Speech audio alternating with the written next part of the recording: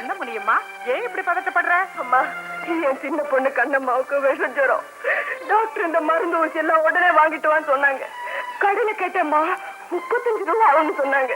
நின்னது நிக்க 35 ரூபாய்க்கு நான் எங்கேம்மா போவேன்? நீங்க தான் அம்மா கொடுத்து உதவணும். மாசம் மாசம் என் சம்பளத்துல பிடிச்சுக்குங்க. முடியுமா? மாசம் 1ஆம் தேதி ஆச்சுன்னா உனக்கு டான்னு சம்பளம் கொடுக்கறனா இல்லையா? ஆமாம்மா. இப்படி நடுவுல வந்து தொந்தரவு செய்தா எனக்கு பிடிக்காது. வேற வழி இல்லம்மா. அது சரி, நீ கேட்கறபடியே அட்வான்ஸ் கொடுக்கறேன்னு வச்சுக்க. மாசம் மாசம் வட்டியோட நான் பிடிச்சுக்கிட்டேன்னா மிச்ச பணம் உனக்கு எப்படி பத்தோம்? எப்படியும் சமாளிச்சுக்கிறேம்மா. முனியம்மா, என்கிட்ட அட்வான்ஸ் வாங்கிட்டு நீ வேலையை விட்டு போயிட்டேன்னா என் பணம் என்ன ஆகுறது? அப்படின்னு நான் செய்ய மாட்டேன். ஆமா, உனக்கு எத்தனை குழந்தைங்க? 4 பிள்ளைங்க.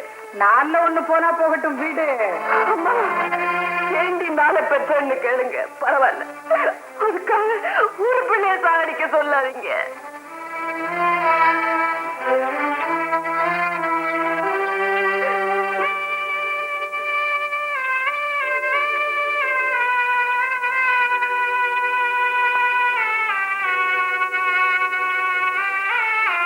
இந்தாங்க, இதை வச்சுட்டு 35 ரூபா கொடுங்க. உங்களுக்கு ரொம்ப புண்ணியமா இருக்கும். என்ன பண்றது? உன் நிலைமையை நினைச்சா பரிதாபமா தான் இருக்கு.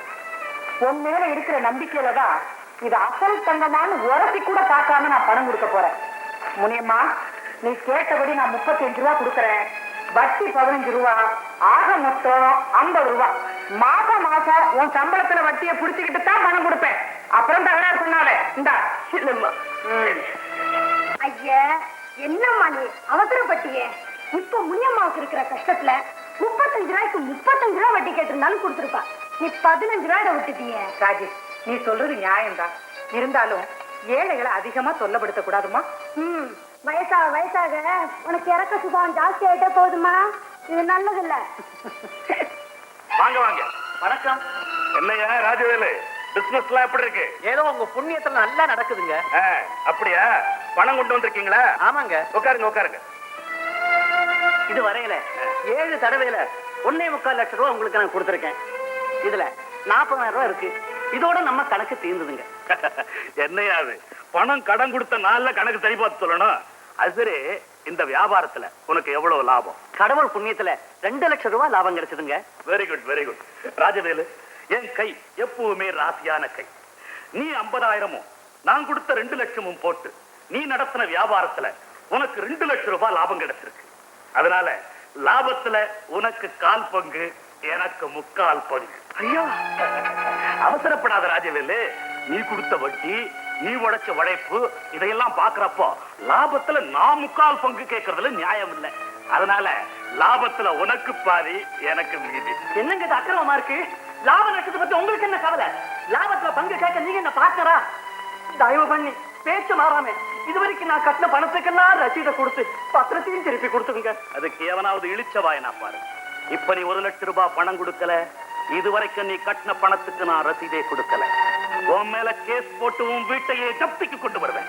நாகலிங்கம், ஒன்னு ஒரு பெரிய மனுஷன் நம்பித்தான் நான் ரசீது கூட வாங்கிக்காம பணத்தை எல்லாம் கட்டினேன். இப்படி அக்கிரமமா நடந்துக்குவேன்னு நான் கனவுல கூட நினைக்கல. எது அக்கிரமம்? 50,000 ரூபாய் போட்ட உனக்கு 2 லட்சம் ரூபாய் லாபம். 2 லட்சம் ரூபாய் கொடுத்த எங்க அப்பாவுக்கு 20,000 வட்டி மட்டுமா? கொஞ்சம் ஐயோ போவன்னு பார்த்தா போதுமே, தலையில மிளகா அரைச்சிருவீங்களே. நீங்க தான் இப்ப என் தலையில மிளகா அரைக்க பாக்குறீங்க. இப்படி நான் அக்கிரமம் பண்ணீங்க, தெய்வம் உங்களை சும்மா விடாது. பேக்கு, அதை பத்தி நீ ஒண்ணும் கவலைப்பட வேண்டாம். நாங்க தெய்வத்தை டெய்லி கவனிச்சுக்கிட்டு தான் இருக்கோம். எங்க அப்பா நெத்திய பத்தியா குங்குமம், தெய்வத்துக்கு அது டேஞ்சர் சிக்னல். இப்ப ரசீதையும் பத்திரமும் திருப்பி கொடுக்க போறீங்களா இல்லையா? நான் கேட்ட பணத்தை கொடுத்தா உன் பத்திரம் வரும். இல்ல உன் வீட்டை தேடி அமீரா வருவான். நீங்க உருப்படவே மாட்டீங்களா? உங்க வீட்டுல இடி விழ. அதுக்குதான் எங்க வீட்டு மேல இடி தாங்கி கட்டி வச்சிருக்கோம் இல்லப்பா. கரெக்டா சொல்லுடா. ராகினி, 6வது மார்க். நல்லா படிக்கணும் இன்னும். ரகு, 35 மார்க். இந்த எல்லையை நீ தாண்டவே மாட்டியா? சார், இந்த புக் மேல அடிச்சு சத்தியம் பண்ணி சொல்றேன், அடுத்த எக்ஸாமுக்கு கஷ்டப்பட்டு சின்சியரா படிச்சு அதுவும் ராவும் பகலுமா 36 மார்க் வாங்கிக்காங்க. அப்படிதான் இருக்க போறேன். ராஜு, 60 மார்க். கீதா, 100க்கு 100. நீதான் கிளாஸ் லேப்பர். Keep it up. Ashok, sir 25 mark. ஏன்பா கிளாஸ்ல பிரில்லியண்டாவே பதில் சொல்றேன், நல்லாவே படிக்கிறேன், பரீட்சையை மட்டும் சரியா எழுத மாட்டேங்கிறியே ஏன்? நான் என்ன சார் பண்ணுவேன்? பரீட்சை காலத்துல நுழைஞ்சு கொஸ்டின் பேப்பர் வாங்குறதும் உடம்பெல்லாம் ஜில்லுன்னு ஆயிடுது. படிச்சதெல்லாம் மறந்து போகுது. தலைக்குள்ள புயலே அடிக்கிற மாதிரி எகிர்ன்னு சுத்துது. ஏதோ அப்போதைக்கு ஞாபகத்துக்கு வந்ததை எழுதுறேன். பரீட்சை காலம் விட்டு வெளியில போனதும் படிச்சதெல்லாம் ஞாபகத்துக்கு வருது. நான் என்ன சார் பண்ணுவேன்? இந்த பசோக்கு பரீட்சை எழுத வரும்போது ஏதோ சண்டைக்கு போற மாதிரி அனாசை பயப்படக்கூடாது. சாதாரணமா வந்து சாதாரண எழுத வேண்டியதானே. நீ சாயங்காலம் வந்து என்ன ரூம்ல வெயிட் பண்ணு. Thank you sir. என்னப்பா? My dear students, உடல் ஊனமுற்றோர் மறுவாழ்வுக்காக டொனேஷன் கொடுக்க சொல்லி பிரின்சிபால் சர்க்குலர் அனுப்பிச்சிருக்கிறார். யார் யார் எவ்வளவு கொடுக்குறீங்க? பிரின்சிபால் எவ்வளவு கொடுத்தாரு? அதை ஏன்டா கேக்குற? தெரிஞ்சுக்கிட்டா மேல ஒரு 8 நாள் போட்டு கொடுக்கலாம்ல. அடச்சே ரமேஷ் 10 ரூபாய் எழுதிங்க sir. Usha 15 rupees sir. Rayini 25 rupees sir. Geetha 100 ரூபாய் சார். என் பேர் உங்களுக்கு சொல்ல நான் விரும்பல. ஒரு 5 ரூபாய் போட்டுக்கோங்க. ரகு, நீ மார்க் வாங்குறதுலயும் அல்பம், டொனேஷன் கொடுக்கறதுலயும் அல்பம். ஏப்பா அசோக், இந்த ஊர்லயே பெரிய பணக்கார வீட்டு பையன், நீ ஏன் பேசாம இருக்கிற? உன் பேர்ல ஒரு 1000 ரூபாய் எழுதிக்கவா? ஐயோ வேணாம் சார். சினிமா பார்க்க 2 ரூபாய் கேட்டா காசை ஏண்டா வீணாக்குற, பாஸ் வாங்கி தரேன்னு எங்க அப்பா சொல்லுவார். உடல் ஊனமுற்றோர் நிதிக்கு 1000 ரூபாய் கேட்டா அப்புறம் என் உடலே ஊனம் ஆயிடும் சார். நோ நோ நோ, உங்க அப்பா கிட்ட விஷயத்த சொல்லி ஒரு 500 ரூபாய் வாங்கிட்டு வா, எழுதிக்கிறேன்.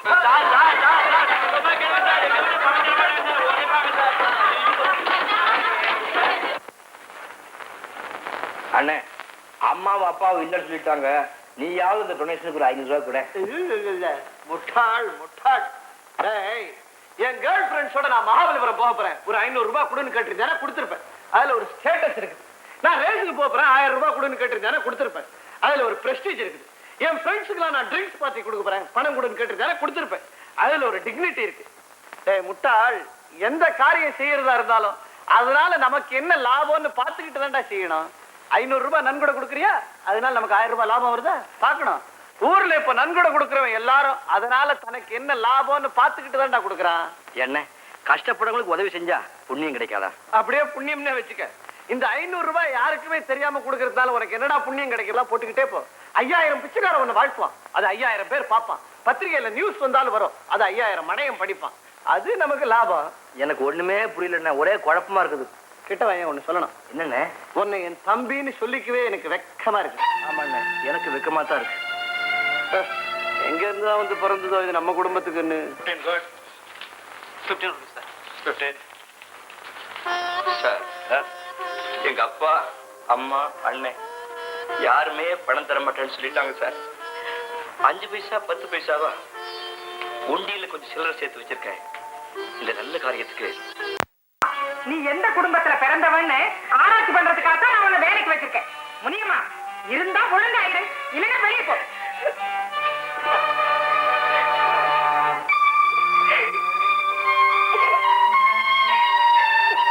அழாத முடியுமா? அம்மா குணம் தெரிஞ்சதுதானே. தினம் இப்படி திட்டு வாங்கிட்டு தான் வேலை செய்யணுமா? இந்த ஊர்ல நீ வேலை பார்க்கறதுக்கு வேற இடமே கிடையாதா? நீ படுற கஷ்டத்தை பார்த்தா எனக்கே மனசுக்கு ரொம்ப கஷ்டமா இருக்கு. நீ இங்கிருந்து போயிடு. சில சமயத்துல எனக்கும் அப்படித்தான் தம்பி தோணுது. ஆனா அப்பா அப்பா என் கஷ்டத்துக்கு என் நகைகள் எல்லாம் உங்க அம்மா கிட்ட அடகு வச்சு பணம் வாங்கியிருக்கேன். இப்ப திடீர்னு வேலையை விட்டு போனா அது ஒண்ணு கூட திரும்பி வராது தம்பி. அது உங்க அம்மாவுக்கு தெரியும். அது தெரிஞ்சு வச்சுக்கிட்டு தான் என்ன எப்படி எல்லாம் கொடுமைப்படுத்துறாங்க. எப்பதான் எனக்கு நல்ல காலம் வருமோ? கவலைப்படாத முடியுமா? உன் நல்ல மனசுக்கு சீக்கிரமே நல்ல காலம் பிறக்கும். My dear boys and respectable girls, ப்ரொஃபஸரா ஆக்ட் பண்ற இந்த 1 மணி நேரத்தை நான் பெருமையா நினைக்கிறேன். ப்ரொஃபசர் ரொம்ப அரிக்காம come to the point. Come to the point. ஒவ்வொருத்தருக்கும் ஆசை லட்சியம் இருக்கத்தான் செய்யும். முதல்ல ஏன் ஆசையை நான் சொல்றேன். எதிர்காலத்துல கிருஷ்ணன், விஜய் அமிர்தராஜ், ஆனந்த் அமிர்தராஜ் இவங்கள மாதிரி பெரிய டென்னிஸ் சாம்பியன் ஆகணும்னு எனக்கு ஒரு ஆசை. ஒருவேளை உங்க ஆசை நிறைவேறலன்னா ஏதாவது டென்னிஸ் கோர்ட்ல பந்து பொறுக்கி போட்டுட்டு பாரு. இப்ப நான் ப்ரொஃபசர் குமார். நான் சினிமாவுல கதாநாயகனா நடிக்கணும். எனக்கு ஏகப்பட்ட ரசிகர் மன்றம் வேணும். நீ கோடம்பாக்கம் பிரிட்ஜ் தான் இல்ல ஸ்டூடியோல போய் காஃபி ஆத்தணும். உட்கார்ற. நான் காலேஜுக்கு போகும்போதும் வரும்போதும் என்ன பார்த்து விசில் அடிக்கிற பசங்க யாருக்காச்சும் தைரியம் இருந்தா அவன் எனக்கு ஒரு காதல் கடிதம் எழுதணும். அவன் கண்ணத்துல 5 விரலும் பதிரா மாதிரி நான் ஓங்கி அறையணும். இதுதான் என் ஆசை. ஆனா நிறைவேற மாட்டேங்குதே. கூடிய சீக்கிரம் நடக்கும். அசோக், நான் இந்த நாட்டுக்கு சர்வாதிகாரி ஆகணும். பள்ளிக்கூடத்துல காலேஜ்ல படிக்கிறப்ப சிகரெட் குடிக்கிற பசங்களை 5 வருஷம் உள்ள தள்ளணும். வாத்தியார கேலி பண்ற பசங்க, வகுப்புக்கு டிமிக்கி கொடுத்துட்டு சினிமாவுக்கு போற பசங்க, இவங்களெல்லாம் 10 வருஷம் தண்டிக்கணும். இதே மாதிரி ஊருக்குள்ள யாரு என்ன தப்பு பண்ணினாலும் கடுமையான தண்டனை கிடைக்கும்னு சட்டம் கொண்டு வரணும். இந்தியா எந்த காலத்திலையும் சர்வாதிகார நாடு ஆகாது, ஆகவும் முடியாது. அதனால உன் ஆசையும் பலிக்காது. ஊரை திருத்துறதுக்கு முன்னாடி அவன் தன் வீட்டை திருத்தணும். முக்கியமா நீ உன் வீட்டை திருத்தினா இந்த ஊரையே திருத்தின மாதிரி. ஊரை ஏமாத்தி சண்டாளன் பேர் வாங்கின உங்க அப்பா, இறக்கமே இல்லாத கொடூரமான உங்க அம்மா, தாலித்தனத்தின் மொத்த உருவமான உங்க அண்ணன், கோல் சொல்லியே பலருடைய வயிற்றுல வாங்கி கூட்டிட்ட உன் தங்கச்சி, இவங்களை முதல்ல திருத்து, அப்புறம் நாட்டை திருத்தலாம். நான் சொல்லடா, ஊரே பேசுக்குது. அதனால நாட்டை திருத்தத்துக்கு முன்னாடி உன் வீட்டை திருத்து.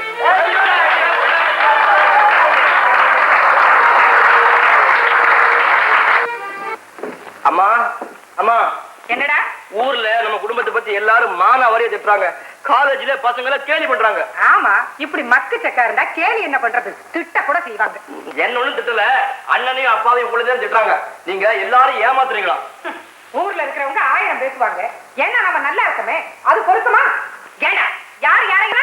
அப்பா ரொம்ப பேர பணத்தை வாங்கிட்டு ஏமாத்துறாராம். நாக்கு நரம்பு இல்லாம எல்லாரும் எடுத்தஞ்சு பேசுறாராம். நீங்க புடவை, ஸ்பூன், சட்டி, அண்டா குண்டா எல்லாத்தையும் அநியாய வட்டிக்கு அடகு பிடிக்கிறீங்களா? சொல்றவங்க சொன்னா கேக்குற உனக்கு எங்கடா புத்தி போச்சு? நானாடா தேடிக்கிட்டு போய் அடவு பிடிக்கிறேன்? கஷ்டம் ஒண்ணு எங்கிட்ட வந்து கண்ணீர் வடிச்சா எதையாவது வாங்கி வச்சுக்கிட்டு படத்தை கொடுத்து உதவி பண்றேன். அது ஒரு தப்பா? அம்மா, நீங்க பேசுறது முறையில்லை. அண்ணா, உன்ன மாதிரி அசட இந்த ஊர்லயே பார்த்தே கிடையாது.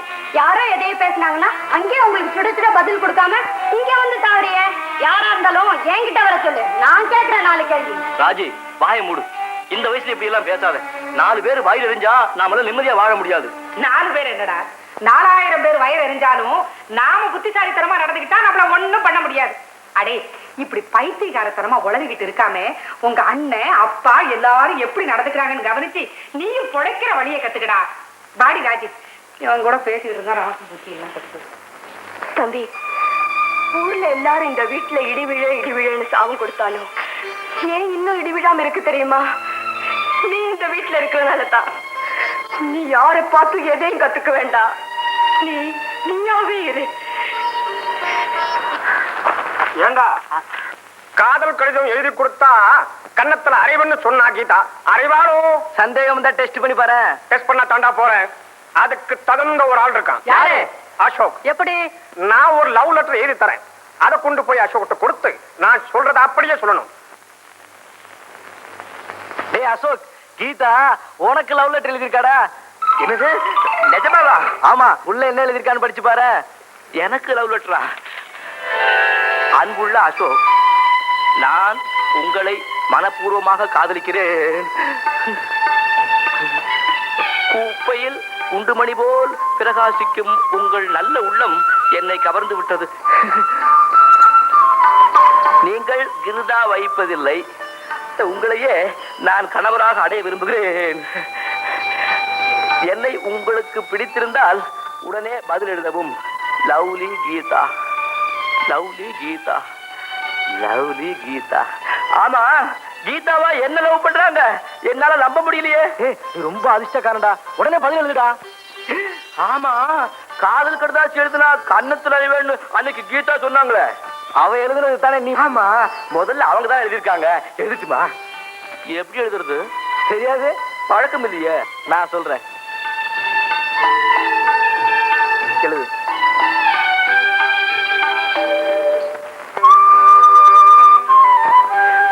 கீதா வராரா? தைரியமா போறா. கீதா, கீதா.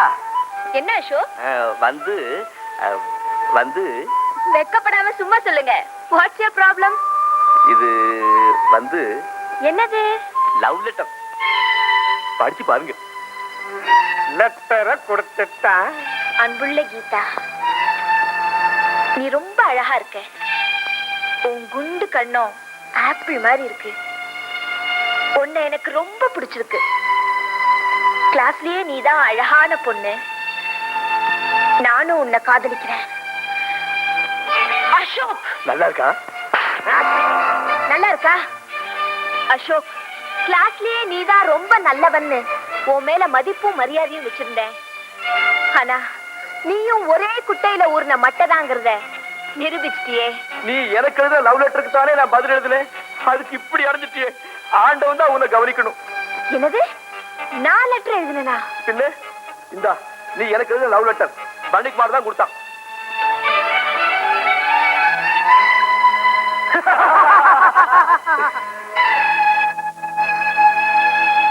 அட ராஸ்கல்ஸ், இதெல்லாம் உங்க விளையாட்டு தானா? பாவ அசோக், என்ன ஏதுன்னு கேட்காம பலார் நடந்துட்டியே. I am so sorry Ashok.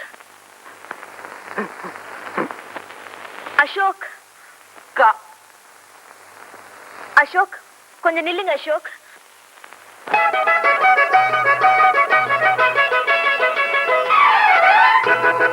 கண்ணடி கையடி பட்டால் தானே காதலிலே சுகம் இருக்கு. உடலும் உடலும் வந்தால் தானே வாழ்க்கையிலே ரசம் இருக்கு. கண்ணடி கையடி பட்டால் தானே காதலிலே சுகம் இருக்கு. உடலும் உடலும் வந்தால் தானே வாழ்க்கையிலே ரசம் இருக்கு. அம்மாடி தெரியலையா, இது கூட புரியலையா? அம்மம்மா அம்மாடி தெரியலையா, ஆஹா இது கூட புரியலையா?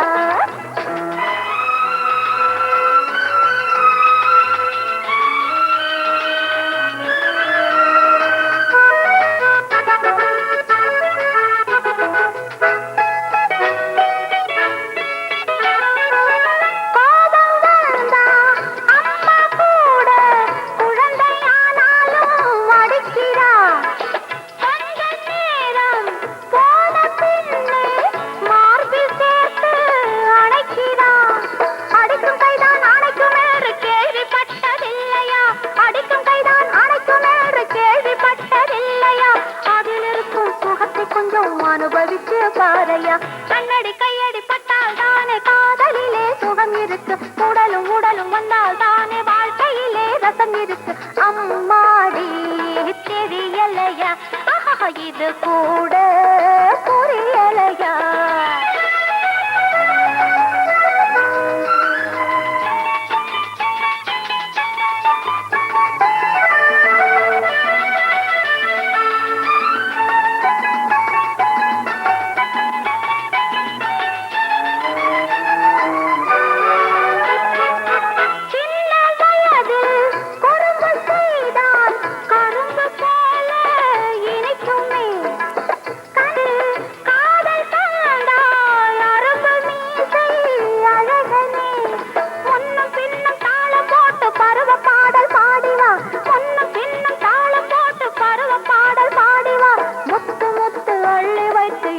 கோலம் போடவா. கண்ணடி கையடி பட்டால் தானே காதலிலே சுகம் இருக்கு. உடலும் உடலும் வந்தால் தானே வாழ்க்கையிலே ரசம் இருக்கு. அம்மாடி தெரியலையா, ஆஹா இது கூட புரியலையா?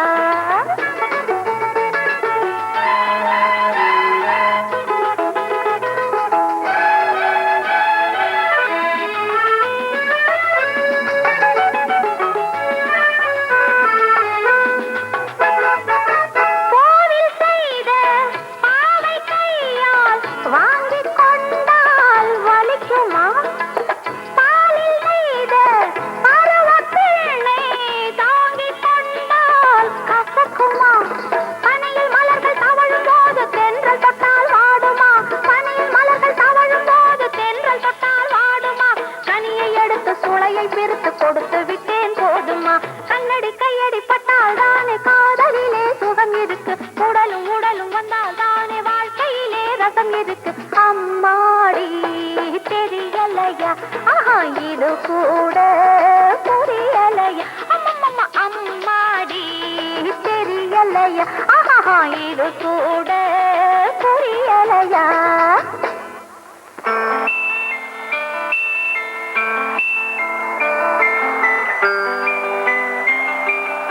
மிக்சிங் தால் காபி திட்டலாம் நென்றே இது என்னப்பா ஆஃப்டர் ஆல் பொம்மை நான் இந்த மாதிரி நிஜம் பொம்பளையே பார்த்தனே ஆமா நேற்று ஹோட்டல் ஹெவன்ஸ் கேபரே டான்ஸ் ரொம்ப பியூட்டிஃபுல் பா அப்படியா ஆமா இன்னைக்கு நைட் நான் அங்கே தான் போறேன் இந்த மாதிரி கிழவங்க எல்லாம் வந்து அங்க கிழவி தான் ஆட விடுவான் பா ஒரு சிகரெட் எடுத்துட்டு வா எடுத்து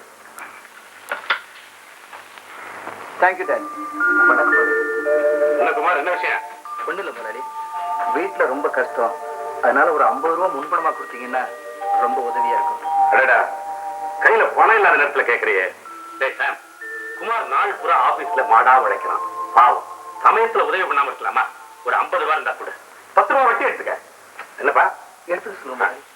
பணம் இப்படியே தண்டமா போகுது நம்மளுக்கு இதுல வட்டி போக 40 ரூபாய் இருக்கு 50 ரூபாய்க்கு வவுச்சர்ல கையெழுத்து போட்டு கொடு இந்த அம்மா பாத்திருமா தண்ணி குடிப்பா பத்திலாம் தீர்ந்து போடு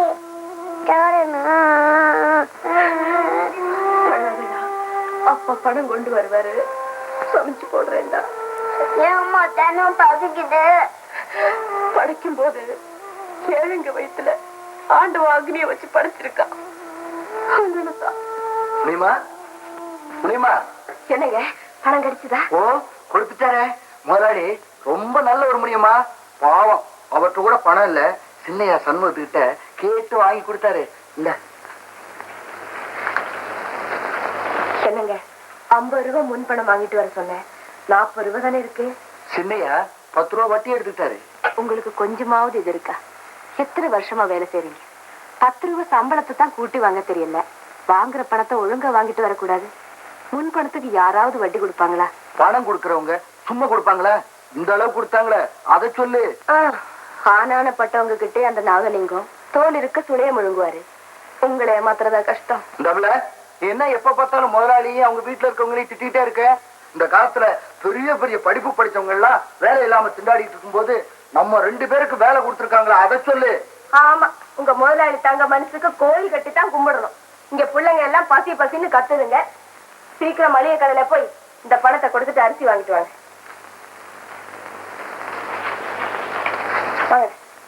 மாணவ மாணவிகளே சீதை பொன்மானுக்கு ஆசைப்பட்டதையும் அதை நிறைவேற்ற ஸ்ரீ ராமபிரான் அந்த பொன்மானை தொடர்ந்ததையும் நேற்று பார்த்தோம். என்று அதை தொடரவும் பொன்மானாக காட்சியளித்த பொய்மான் துள்ளி துள்ளி குதித்தது. காடு மேடெல்லாம் அதை தொடர்ந்து கலைத்த ராமன் அதை வில்லால் அடித்தான். லட்சுமணா என்று அலறியவாறே அந்த மான் மண்ணிலே வீழ்ந்தது. நாயகனின் அபய குரல் கேட்டு நாயகி பதறி இழுத்தார்.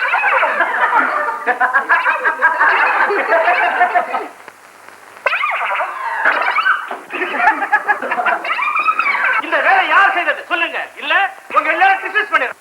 சார் சார் வேண்டாம் சார், ராஜு செஞ்ச தப்புக்காக எல்லாரையும் டிஸ்மிஸ் பண்ணிடாதீங்க சார். ஒரு வாரம் சஸ்பெண்ட் பண்ண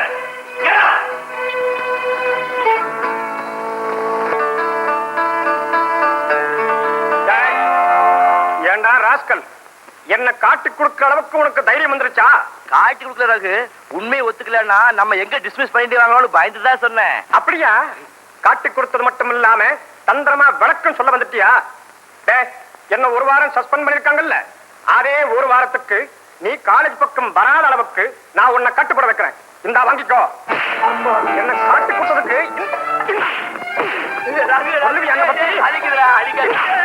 சொல்ல வந்துட்ட பாரு.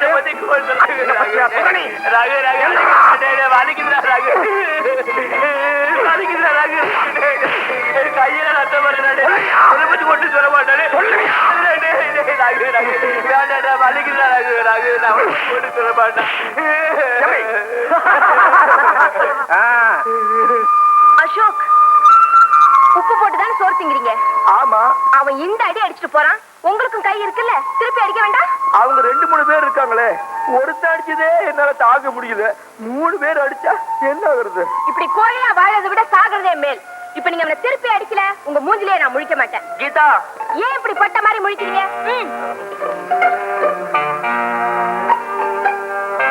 அவங்க போயிட்டாங்களே. போனா என்ன?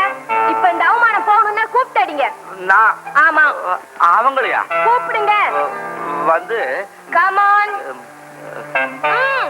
டேய் வந்து வந்து டேய் தைரியம் இருந்தா வாடா பாக்கலாம். தேவியார் வேதம் ஓதுனாங்களா? பொம்பளை பேச்ச கேட்டுக்கிட்டு முதுகுக்கு டின் கட்டிக்காத.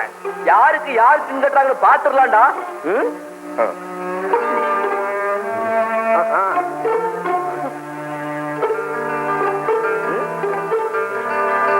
வாடா வீராதி வீரா, வாங்கிக்கோ. தோத்துட்டு வந்தீங்கன்னா புடவை தருவேன், ஜெயிச்சுட்டு வந்தீங்கன்னா பரிசு தருவேன்.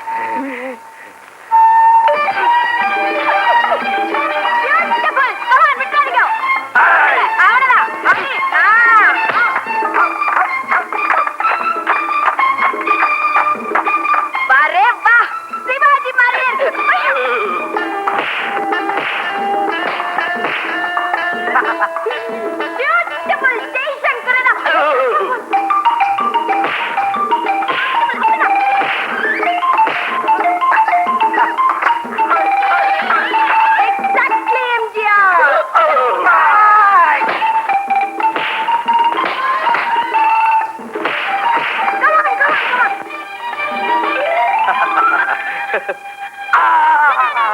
கை கை பரிசுதரேன்னு சொன்னியே.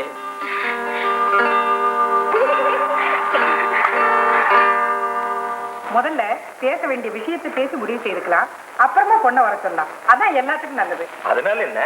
இந்த பாருங்க, சீதனமா ரொக்கம் 50,000 கொடுக்கணும். தங்க நகை போக வைர நெக்லஸ், வைர வளையல், வைரத்தோடு, வைர ஜிமிக்கி எல்லாம் ஏற்கனவே செஞ்சு வச்சிருக்கிறேன். பொண்ணுக்கு தாயும் தகப்பனும் அந்தானே.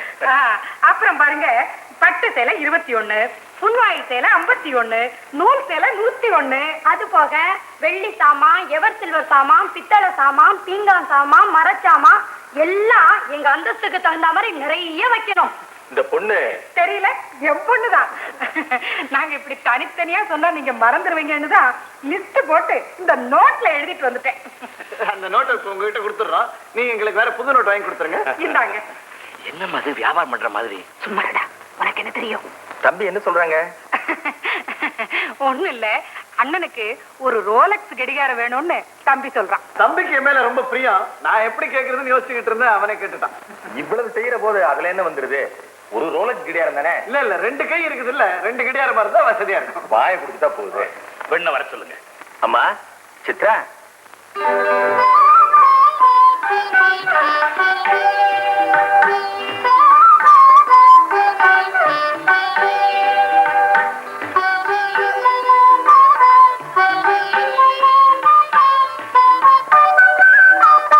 நமஸ்காரம் பண்ணிக்கமா. இந்த கூழ கும்பிடெல்லாம் எனக்கு பிடிக்காது. குட் மார்னிங் சொன்னாலே போதும். ஏண்டா, பொண்ணு உனக்கு பிடிச்சிருக்கா? பரவாயில்ல, நாட் பேட். Dress தான் கொஞ்சம் கண்ட்ரியா இருக்கு, அது வீட்டுக்கு வந்த உடனே மாத்திக்கலாம். பல்ல கொஞ்சம் உள்ள தட்டி விடணும், அது வீட்டுக்கு வந்த உடனே தட்டிக்கலாம். அப்ப கல்யாணத்துக்கு நாள் குறிச்சிடலாம். குறிச்சிடலாம். ஓம் ஈசானமுத்ராய நமः, ஓம் தத்புருஷமுத்ராய நமः, ஓம் அகோரகதயாய நமः, ஓம் வாமதேவாய நமः, ஓம் அக்னிதேவதாப்ஜோ நமः, ஓம் சர்வசேவஸ்ருத்யே நமः, ஓம் உக்ரசேவஸ்ருத்யே நமः, ஓம் ருத்ரசேவஸ்ருத்யே நமः, ஓம் பீமசேவஸ்ருத்யே நமः, மகதோத்சேவஸ்ருத்யே நமः, மாங்கல்ய தேவதாம். ஒரு தேங்காய் வச்சிருக்க, உங்க 50 காய் குறையுதா? நீ சரியா எண்ணி பாத்தியா? எண்ணி பார்த்தா நல்ல காலம். தாலி கட்டத்துக்கு முன்னாடி வந்து சொன்னேன். ஒரு முடிச்சு போட்டு அவுத்துட்டமா? என்ன கைங்க? எங்க சம்பந்தி? கூப்பிடு சம்பந்திய. என்னங்கம்மா தாலி கட்ட நேரத்துல அவசரமா நிறுத்த சொல்றீங்க? அட சேர்றாயா, 5 நிமிஷம் 10 நிமிஷம் ஒண்ணு லேட்டா கட்டுறதுல குறைஞ்சு போயிடா. லிஸ்ட்ல 101 தேங்காய் எழுதிருக்கு, 51 தேங்காய் தான் இருக்கா. யாரை ஏமாத்த பாக்குறீங்க? அட யோக்கிய பசங்களா, தேங்காய் வைக்கிற விலைய 50 தேங்காய் ஏமாத்த பாக்குறீங்களே. ஏய், உங்க அப்பா என்ன பெரிய மோசக்காரரா இருப்பான் போல இருக்க. விவரம் தெரியாம வந்து இங்க மாட்டிக்கிட்டான். ஏன் மாமனார், இன்னைக்கு தேங்காய் ஏமாத்த, நாளைக்கு நீ மாங்காய் ஏமாத்துவேன். உன் மூஞ்ச பார்த்து போய் இது தேங்காய் மூஞ்சி நான் சந்தேகப்பட்டேன். நான் மாப்பிள்ள அப்படிலாம் சொல்லாதீங்க மாப்பிள்ள. சம்மந்தி, ஏதோ அவசரத்துல தவறு நடந்து போச்சு. அப்பா முகூர்த்த நேரம் முடியறதுக்குள்ள தாலியை கட்ட சொல்லுங்க. நான் இப்பவே தேங்காய் வாங்கிட்டு வர சொல்றேன். அதெல்லாம் முடியாது சம்பந்தி. லிஸ்ட் பிரகாரம் எல்லாம் வரலன்னா எங்களுக்கு கௌரவ குறைச்சல். முதல்ல தேங்காய் வரட்டும், அப்புறம் தாலியை கட்டுவான். என்னையா அது? லட்சக்கணக்கில் பணத்தை போட்டு கல்யாணம் பண்றவன் இந்த தேங்காயை ஏமாத்த போறான். நீ கோச்சுக்காதீங்க, அவர் என் பங்காளி. கொஞ்சம் இருங்க, தேங்காய்க்கு வேணா பணத்தை இப்பவே நான் கொடுத்துறேன். முகூர்த்த நேரம் தவிர போகுதுங்க. என்ன அறிவிக்கிட்டு சொல்ல பேசுறேன்? நாங்க என்ன பணத்துக்காக கேட்கிறோம்? எங்க வீட்டுல பணம் பட்டி கிடக்குது. 101 தேங்காய் வச்சு கல்யாணத்தை நடத்தினா புருஷன் 101 வரைக்கும் உயிரோட இருப்பான்னு எங்க வீட்டுல பெரியவங்க சொல்லிருக்காங்க. இப்ப தேங்காயில் 50 குறைச்சி என் வயசுல அநியாயமா 50 குறைச்சிட்டே நீ. இப்ப எனக்கு வயசு 29 ஆகுது. உன் பொண்ணு இன்னும் 22 வருஷம் சுமங்கலியா வாழ்ந்தவங்களை போதுமா? அப்படின்லாம் சொல்லாதீங்க, நான் இப்பவே ஏற்பாடு செய்யறேன். என்னையா மாப்பிள பார்த்த நீ சுத்த மரியாதை இருக்கா? யோ மாமனா, முதல்ல இந்த பங்காளி போய் வாயப்பத்த சொல்லு. இல்ல நான் பாட்டுக்கு எழுந்திருச்சு போய்கிட்டே இருப்பேன். ஐயோ கால வர்றாளே தேங்காய் திருடம் பொண்ணு என் கால வர்றாளே. கொஞ்சம் பொறுமையா இருங்க, இதோ வந்துட்டேன். என்ன மாதிரி கேவலம் 50 தேங்காய்க்காக கல்யாண வீட்டுல வந்து இப்படி கலாட்டா பண்றீங்களே, எனக்கு வெக்கமா இருக்கு. செக்கமா இருந்தா எங்கேயாவது போய் முட்டிக்க. உன்னோட பெரிய இறவா போச்சு. போய் உன் வேலையை பாரு. பட்டு கிடப்பேன். முகூர்த்த நேரம் முடிய போகுதுங்களே. முடிஞ்சா முடியட்டுமே. இப்ப என்ன இப்ப 3வது தெருவில் இருந்தானே ராஜமாணிக்கா, அவனுக்கு நல்ல நேரம் பார்த்து கல்யாணம் பண்ணி வச்சீங்க. என்ன நடந்தது? 3வது நாள் ஆள் பொக்குன்னு போயிட்டான். நீங்க என்ன பண்ணீங்க? போய் கருமாதி நீங்களே நடத்தி வச்சீங்க. அதுக்கு நல்ல நேரம். ஐயோ அப்படிலாம் சொல்லாதீங்க, எனக்கு பயமா இருக்கு. இழவு இப்ப நான் என்ன தப்பா பேசிவிட்டேன்? இப்படி அழற இழவு மனவரையில இப்படி அழறியே. உன்னை கல்யாணம் பண்ணிக்கிட்டு நான் அத்தம்பூரா என்ன கஷ்டப்பட போறனோ. இழவு பெரிய இழவா போச்சு. இழவு தாலியை கொடுத்தேன். எங்க இழவு? மேல வேற இழவச்சே. தம்பி, தேங்காய் வந்துருச்சு, தாலியை கட்டுங்க. அதெல்லாம் நீங்க சொன்னா நான் நம்ப மாட்டேன். அம்மா, தேங்காய் வந்துருச்சா? அவசரப்படாதரா, இப்பதான் எண்ணிட்டு இருக்கேன். நிதானமா பார்த்து எண்ணு. நீ வேற கணக்குல வைக்கு. 1 2 குறைஞ்சிட போகுது. சரியா வந்துட்டா அண்ணா, தாலி கட்டு.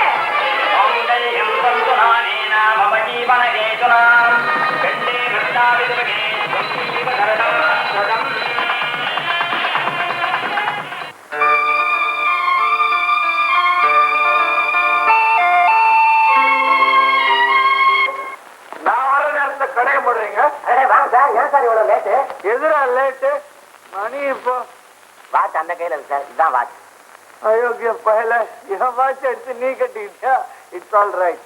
மணி இப்போ 12 உல்லாச பிரேயர்களுக்கு ராத்திரி 12 மணிக்கு தானடா பொழுதே விடியுது. இன்னைக்கு எனக்கு கல்யாணம். ஃபர்ஸ்ட் நைட்டு கூட போகாம டான்ஸ் பார்க்க வந்திருக்கேன்.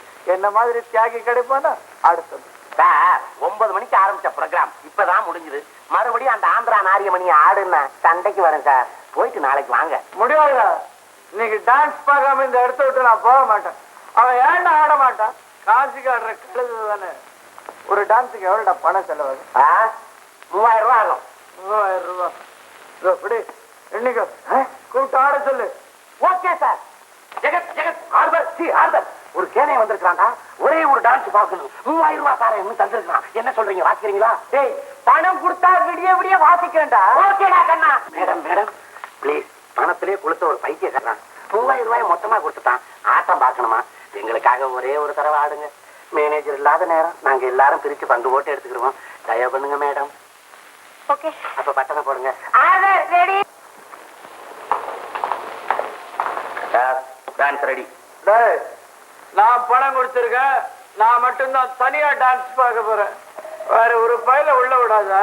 Okay sir. வேற யாரையும் உள்ள விடாத. முடிஞ்சா நீ கண்ணை கட்டிக்க.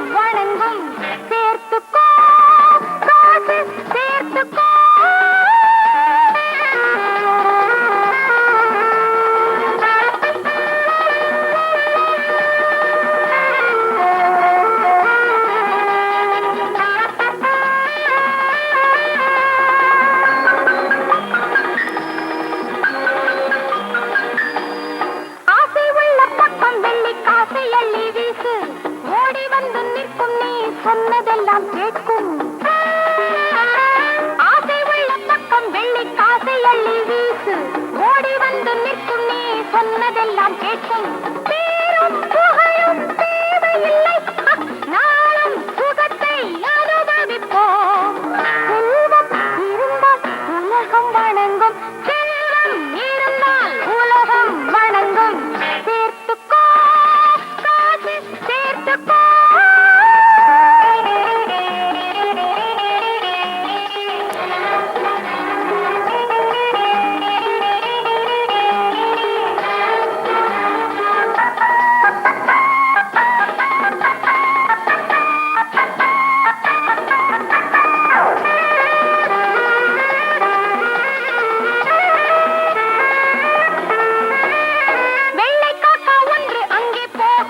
சொன்னால் ஆமாம் சாமி போட இங்கே 1000 பேர் உண்டு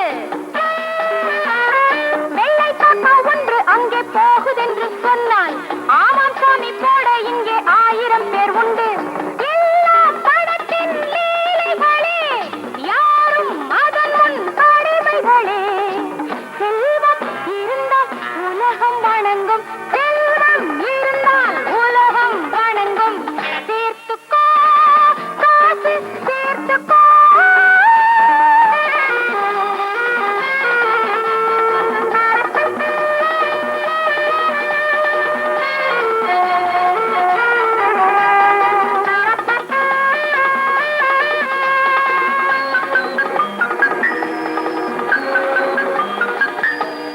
தர்மம் நியாயம் பார்த்து முடியுமா என்ன படுதம்மா அது தெரியுது உனக்கு எவ்வளவு திமிரு இருந்தா எங்களை பத்தி இல்லாத சொல்லாம சொல்லிட்டு இருக்க ஐயோ நான் ஒண்ணும் தப்பா சொல்லலம்மா வந்த கண்ணு சரியா இருந்தா நீ ஒழுங்கா இருப்ப அத்தை நான் என்ன தப்பு செஞ்சேன் யாரை கட்டிட்டு வேலைக்காரிக்கு சேலை கொடுத்தேன் எவன் அப்பா விட்டு சொத்து அத்தை அது ஏன் புடவை நான் கட்டி பழசா போனது என்னைக்கு உன்னை தாலி கட்டி இந்த வீட்டுக்கு நாங்க கூட்டிட்டு வந்துட்டோமோ அன்னைக்கு நீ இந்த வீட்டு பொண்ணாயிட்ட அதுக்கப்புறம் ஒரு சுருப்பை எடுத்து போடுறதுனாலும் என்ன கேட்டுதான் போடணும் தெரியுமா என்னம்மா இதுக்கு போய் இப்படி ஆர்ப்பாட்டம் பண்றீங்க அண்ணி அவங்க வீட்டுல புடவை தானே கொடுத்துருக்காங்க ஐயோ ஐயோ ஐயோ ஐயோ நீ யாரா இப்படி பேசுற அடி பாவி என் மகன் என்ன பார்த்து ஒரு வார்த்தை கூட பேச மாட்டான் வந்தது வராதுமா மச்சின கைக்குள்ள போட்டுக்கிட்டு என்னை எதிர்த்து பேச வச்சுட்டியே அடே சண்முகா இங்க வந்து பாருடா நீ நடக்கிற அக்கிரமத்தை சண்முகா என்னம்மா என்ன நடந்தது அப்பா செத்து போயிட்டாரா சும்மா அறிவு கட்டவனே உன் பொண்டாட்டி செய்யற அக்கிரமத்தை என்னன்னு வந்து கேள்றா புத்தம் சேலை எடுத்து வேலைக்காரி கொடுத்தா ஏம்மா கொடுத்தேன் அப்படின்னு கேட்டேன் அதுக்கு நீ ஆண்டியவை கேட்கறதுக்கு உன் மூஞ்சில முடிச்சா பொழுதைய விடியாது அப்படி இப்படின்னு கண்ணா பின்னாடி பேசுறாடா உன் தம்பியும் இவளுக்கு சப்போர்ட் பண்றான் வந்து கேளு அண்ணே முதல்ல என்ன நடந்தது விசாரிச்சு அப்புறமா பேசுங்க ஏய் ஒவ்வொன்றையும் விசாரிச்சுட்டு திருப்பி சொல்றது அந்த காலம்டா இங்க அது நடக்காது ஏய் நீ என்ன பெரிய புடவை வாழ நினைப்பா எங்க அம்மா பேச மீறி நடந்த உங்க அப்பா வீட்டுக்கு வந்து திருப்பி எடுத்து ஜாக்கிரதை என்னால ஏம்மா இவ்வளவு சண்டை இந்தாங்க தயவு செஞ்சு இதோட விட்டுடுங்க அத்தை கூட எங்க அம்மா விட மாட்டாங்க தெரியுமா எஸ்டி போட்டு கட்டிக்குவாங்க புண்ணியம்மா வாங்கம்மா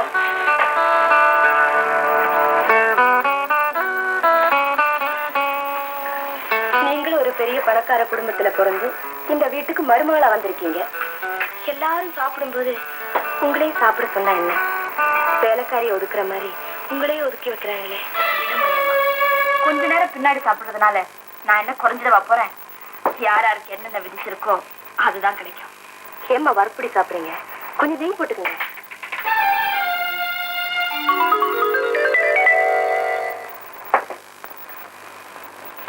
முனியம்மா இந்த வீட்டுல யார் நெய் போட்டு சாப்பிடறதுன்னு முறை இல்லையா நெய் போட்டு சாப்பிடலன்னா தொண்டைக்குள்ள இறங்காத நெய் விக்கிற விலையில கொஞ்சம் அசந்தா ஜாடியோடைய கவுத்துக்கிறது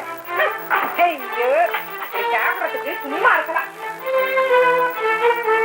இப்படி ஈவோ இறக்கம் இல்லாதவங்களை நான் பார்த்ததே இல்லைம்மா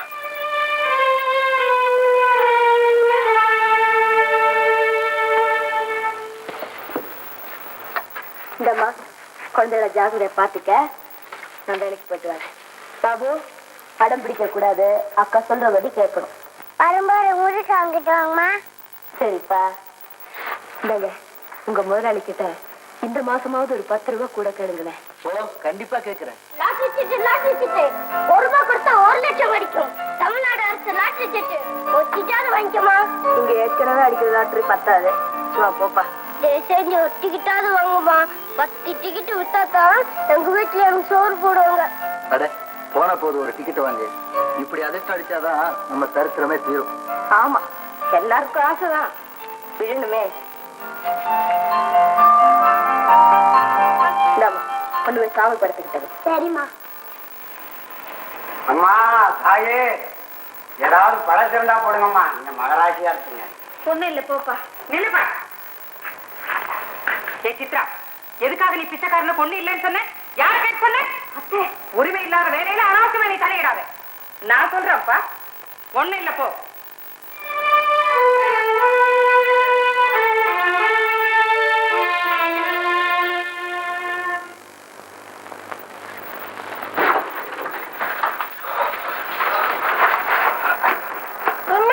நமக்கு பரிசு விழுந்திருக்கான்னு பாக்குறேன்டா. நமக்கு கட்டாயமா பரிசு விழும்பா. 7 7 5 5 7 5 6 6 1 1 7 5 6 1 5 1. நமக்கு பரிசு வந்துருச்சு. நமக்கு பரிசு வந்துருச்சு. நமக்கு ₹1,00,000 பரிசு வந்துருக்கு. தினம் 3 வேளை சாப்பிடலாம். 3 வேளை சாப்பிடலாமா? ஆமாடா கண்ணா, கறி சோறு கயிறு சோறு எல்லாம் சாப்பிடலாம். ஆமாங்க. அம்மா தண்ணி மண்டார போயிருக்காங்க. சரி சரி, அம்மா வந்தா நமக்கு ₹1,00,000 பரிசு வந்திருக்குன்னு சொல்லு. நான் போய் பணத்தை வாங்கிட்டு வந்துடுறேன். கடவுளே, கஷ்டமெல்லாம் தீர்ந்து போச்சு. கஷ்டமெல்லாம் MU 756151. ₹1000 பரிசு கூட விழல. ₹100 பரிசு சீட்டு வாங்குது. எல்லாம் திரட்டமா போச்சு. முதலாளி, அடிக்கடி வந்து அட்வான்ஸ் கேட்கலாம். உனக்கு எத்தனை தடவை சொல்லிருக்கிறேன். நான் அட்வான்ஸ் கேட்க வந்த முதலாளி. எனக்கு லாட்டரி சீட்ல ₹1,00,000 பரிசு விழுந்திருக்கு. அதை யார்கிட்ட கொடுத்து எப்படி பணம் வாங்குறதுன்னு எனக்கு தெரியல. உங்ககிட்ட கேட்டு போலான்னு வந்த முதலாளி. உண்மையாவா? நிஜமாடா முதலாளி, இங்க பாருங்க லாட்டரி சீட்டை.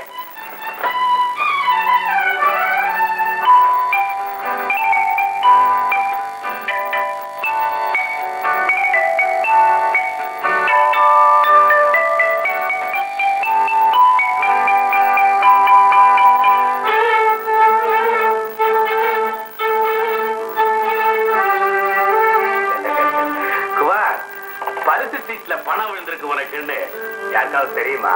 எங்க வீட்டுல மட்டும்தான் தெரியும். பேப்பரை பார்த்ததும் நேரா உங்ககிட்ட ஓடியாட்ட முதலாளி. நல்ல வேலை செஞ்ச குமார். என்ன ஆகமா இருக்கு, கொஞ்சம் தண்ணி கொண்டு வாங்க. கொண்டு வர முதலாளி.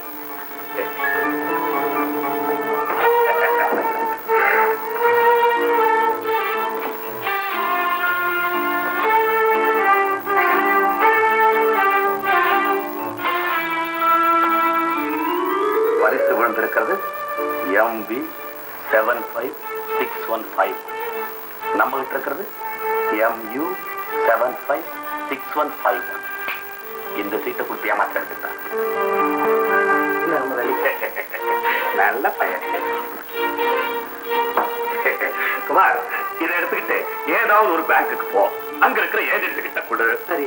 அவரு இத பேங்க்ல டெபாசிட் பண்ணிட்டு 1 வாரத்துக்குள்ள அரசாங்கத்துக்கிட்ட இருந்து உனக்கு பணம் வாங்கி கொடுத்துருவாரு. சரிங்க முதலாளி, நான் நேரா பேங்க் போறேன்.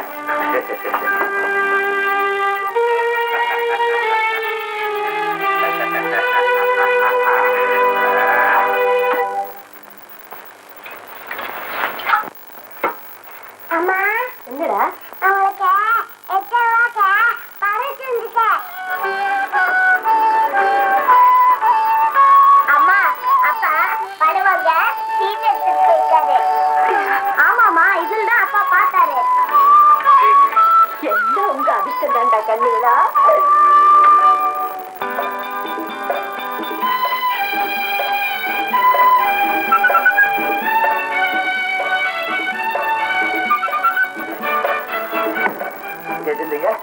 என்னப்பா? எனக்கு லாட்டரி சீட்ல ₹1,00,000 பரிசு விழுந்துருக்குங்க. இந்த சீட்டை வச்சுட்டு எனக்கு பணம் வாங்கி கொடுக்க ஏற்பாடு பண்ணுங்க.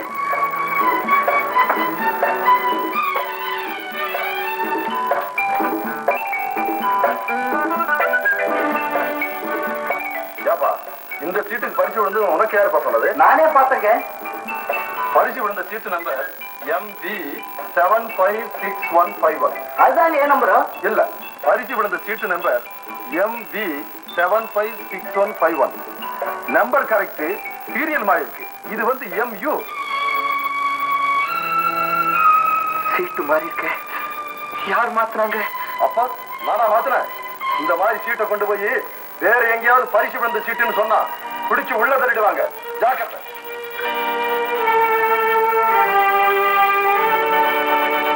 முதலாளி, உங்களுக்கு ₹1,00,000 பரிசு விழுந்ததுக்காக நம்ம ஆபீஸ்ல வேலை செய்யறவங்க சார்பில் இந்த மாலையை போடலாம்.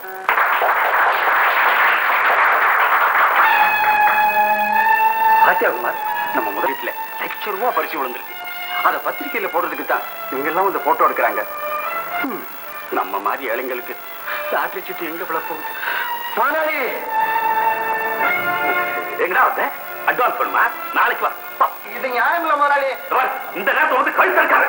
சங்கர், அவன் கழுத்தை வச்சு வெளியே முதலாளி, முதலாளி, முதலாளி.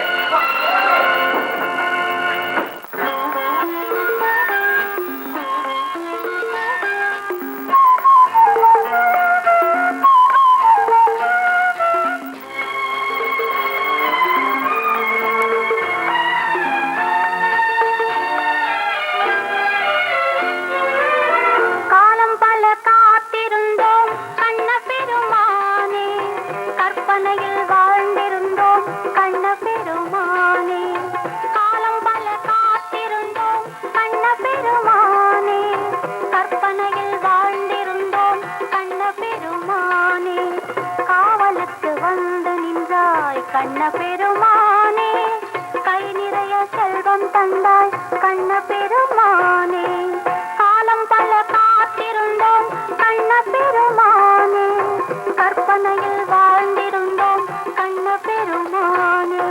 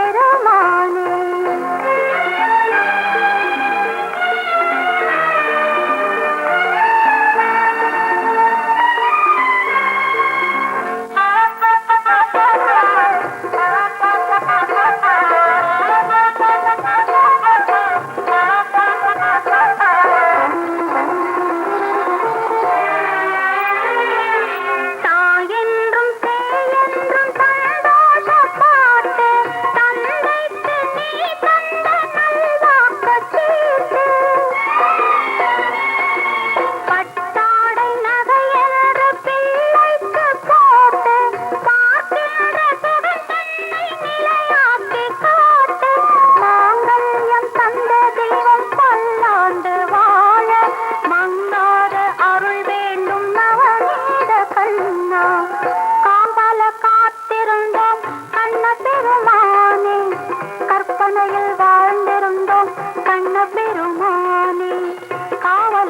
வந்து நின்றாய் கண்ண பெருமானே, கை நிறைய செல்வம் தந்தாய் கண்ண பெருமானே.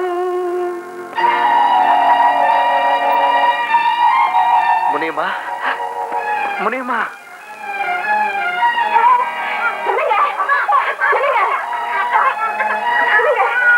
மோசம் போயிட்டு முடியுமா? மோசம் போயிட்டு என்ன நடந்தது சொல்லுங்க. நம்ம முதலாளி நம்ம லாட்டரி சீட்டை வாங்கிட்டு வேற சீட்டை கொடுத்து மோசம் பண்ணிட்டா முடியுமா?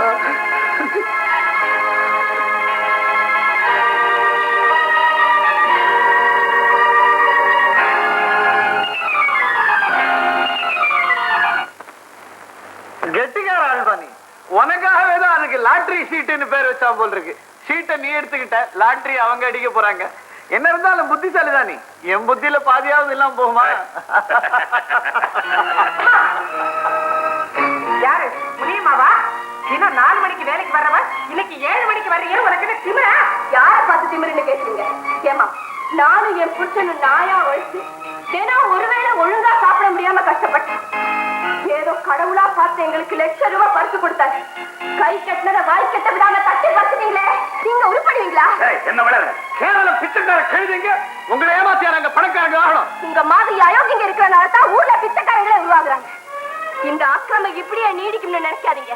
போற காலம் வந்தா உருப்படி மண்ணு கூட உங்களுக்கு சொந்தமா இருக்காது. வரும்போது என்னத்தை கொண்டு வந்தீங்க, இல்ல போகும்போது என்னத்தை கொண்டு போக போறீங்க? என்ன தத்துவம் பேசுற? நாங்க உன்னை ஏமாத்துறோம்னா போலீஸ்ல போய் புகார் பண்ணு, இல்ல தெரிஞ்சு தப்பாரு. இதுக்கு மேல ஏதாவது பேசினா அவனா நான் பேசுறா? நம்ம வீட்டு சோறு அவளை அப்படி பேச சொல்லு. அம்மா தாயே, ஒரு நாளாவது ஒரு வேளையாவது நீ வயிறார சோறு போட்டிருக்கியா? இப்படி வாய் கூட்டாம போய் சொல்றியே, உன் வாய் என்னடி சொன்ன? அவன் மேல கை வைக்காத, தருத்திர முட்டிக்கும். ஆமா ஐயா, 7 ஜென்மம் எடுத்தாலும் திருத்த முடியாத பாவிகள் நீங்க. உங்க கை என்ன, உங்க நிழல் பட்டாலே தரித்திர ஒட்டிக்கும். நான் போறேன், ஆனா என் வயிற்றே இங்கே விட்டுட்டு போறேன். இந்த அக்னி இன்னைக்கு இல்லைன்னாலும் என்னைக்காவது ஒரு நாள் உங்களை எல்லாம் சுட்டு பசுக்காம விடாது. ஆமா, பெரிய கண்ணகி சாபம் கொடுத்துட்டு போறா. அப்படியே ஊரே பசிக்கிட்டு எரிய போகுது. போவளா அப்பா வந்துட்டான். அவ விட்டு போறாள வயிற்றுச்சு. இதான் முனியமா சொன்னதெல்லாம் நிஜமா? அப்படின்னா உங்களுக்கு விழுந்ததா சொல்ல லாட்டரி சீட்டு முனியமா விழுந்ததா? அவதான் ஏதோ உளறிட்டு போனான்னா உடனே விசாரணை பண்ணி நீங்க வந்துட்டீங்க. வாடா அப்பா, முனியமா பொய்யே சொல்ல மாட்டான். எனக்கு உங்களையும் தெரியும், அவளையும் தெரியும். அப்படின்னா நாங்க போய் சொல்றோம்னு சொல்றியா? இத நான் வேற சொல்லணுமா? ஊரே சொல்லுது. அப்பா, நமக்கு இல்லாத பணமா? பாவம் முனியமா, அவங்களுக்கு சேர வேண்டிய பணத்தை அவங்களுக்கே திருப்பி கொடுத்துருங்க. நமக்கு வேணா வேற எங்கேயும் இல்ல, இங்க வீட்டுக்குள்ளேயே தான் இருக்குது. இந்த கதையை எப்படிதான் திருத்ததுன்னே தெரியல. தண்ட சொத்து எருமை ஒரு இளவு புரியல. ₹1,00,000 அவ கையில தூக்கி கொடுக்க சொல்றியே, எப்படிதான் நீ பொழைக்க போறியோ? அண்ணா, ஒன்னால எங்களுக்கு உதவிதான் இல்ல, உபத்திரமாவது இல்லாம இருக்கட்டுமே.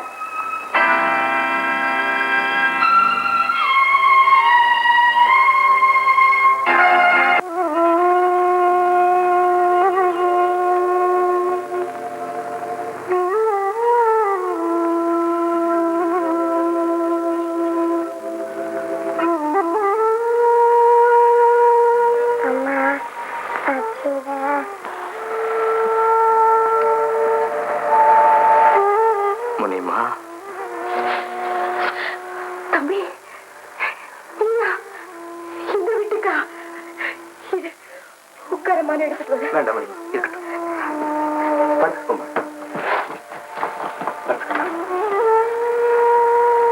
முனியம்மா, கொஞ்சம் கூட மனுஷத்தன்மை இல்லாம எங்க அப்பா செஞ்ச தப்புக்காக நான் உங்ககிட்ட மன்னிப்பு கேட்கிறேன். இனிமே ஒரு நிமிஷம் கூட எங்க வீட்டுல இருக்கிறது நான் முடிவு பண்ணிட்டேன். குமார், நான் உங்ககிட்ட மன்னிப்பு கேட்கறதுனால உங்க கஷ்டம் விடிய போறதில்லை. இருந்தாலும் ஏன் திருப்திக்காக கேட்டுக்கிறேன். எங்கேயாவது போய் ஏதாவது வேலை பார்த்து என்னால முடிஞ்ச வரைக்கும் உங்களுக்கு பண உதவி செய்ய முயற்சி வந்தேன். அதை சொல்லிட்டு போறதுக்காக தான் வந்தேன்.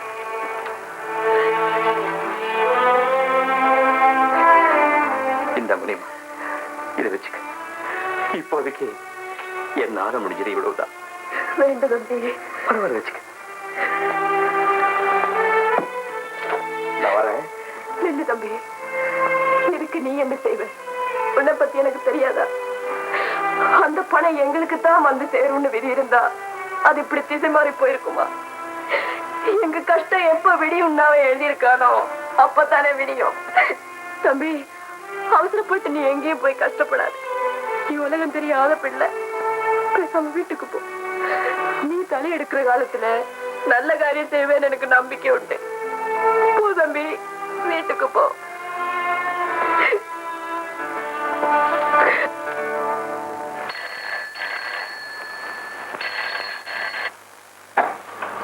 ஹலோ, யாரு? கீதாவா? நான் அசோக் பேசுறேன். அசோகா, என்ன அசோக் இந்த நேரத்துல எங்க பேசுறீங்க? நேரு பார்க்ல இருந்து பேசுறேன். எங்க வீட்டுல இருக்கிறவங்க செய்யற அக்கிரமத்தை என்னால தாங்க முடியல. இனிமே ஒரு நிமிஷம் கூட அங்க இருக்கிறது இல்லைன்னு ஊரை விட்டே போறேன். எங்கேயாவது போய் ஏதாவது ஒரு வேலை தேடினதுக்கு அப்புறம் உன்னை வந்து பாக்குறேன். அசோக், சொல்ற கேளுங்க அசோக்.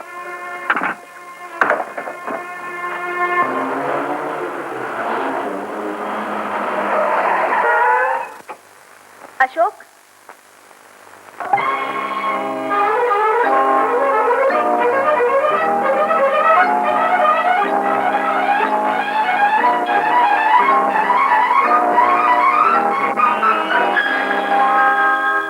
மயக்கம் குழப்பம் நேரும் போது பயந்தால் கோழை நெஞ்சம், தைரியமாக பொறுப்பை ஏற்க துணிந்தால் ஆம்பளை சிங்கம்.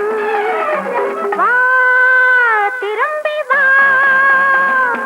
மயக்கம் குழப்பம் நேரும் போது பயந்தால் கோழை நெஞ்சம், தைரியமாக பொறுப்பை ஏற்க துணிந்தால் ஆம்பளை சிங்கம். வா, திரும்பி வா.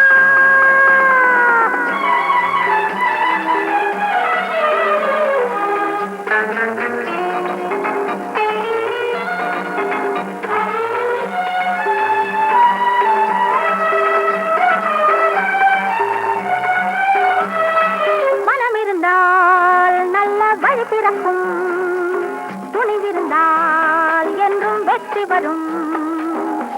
சூழும் பகை வந்த போதும் வெல்லும் வகை காண வேண்டும். உலகம் உனை போற்ற வேண்டும். மயக்கம் குழப்பம் நேரும் போது பயந்தால் கோழை நெஞ்சம், தைரியமாக பொறுப்பை ஏற்க துணிந்தால் ஆம்பளை சிங்கம். வா, திரும்பி வா.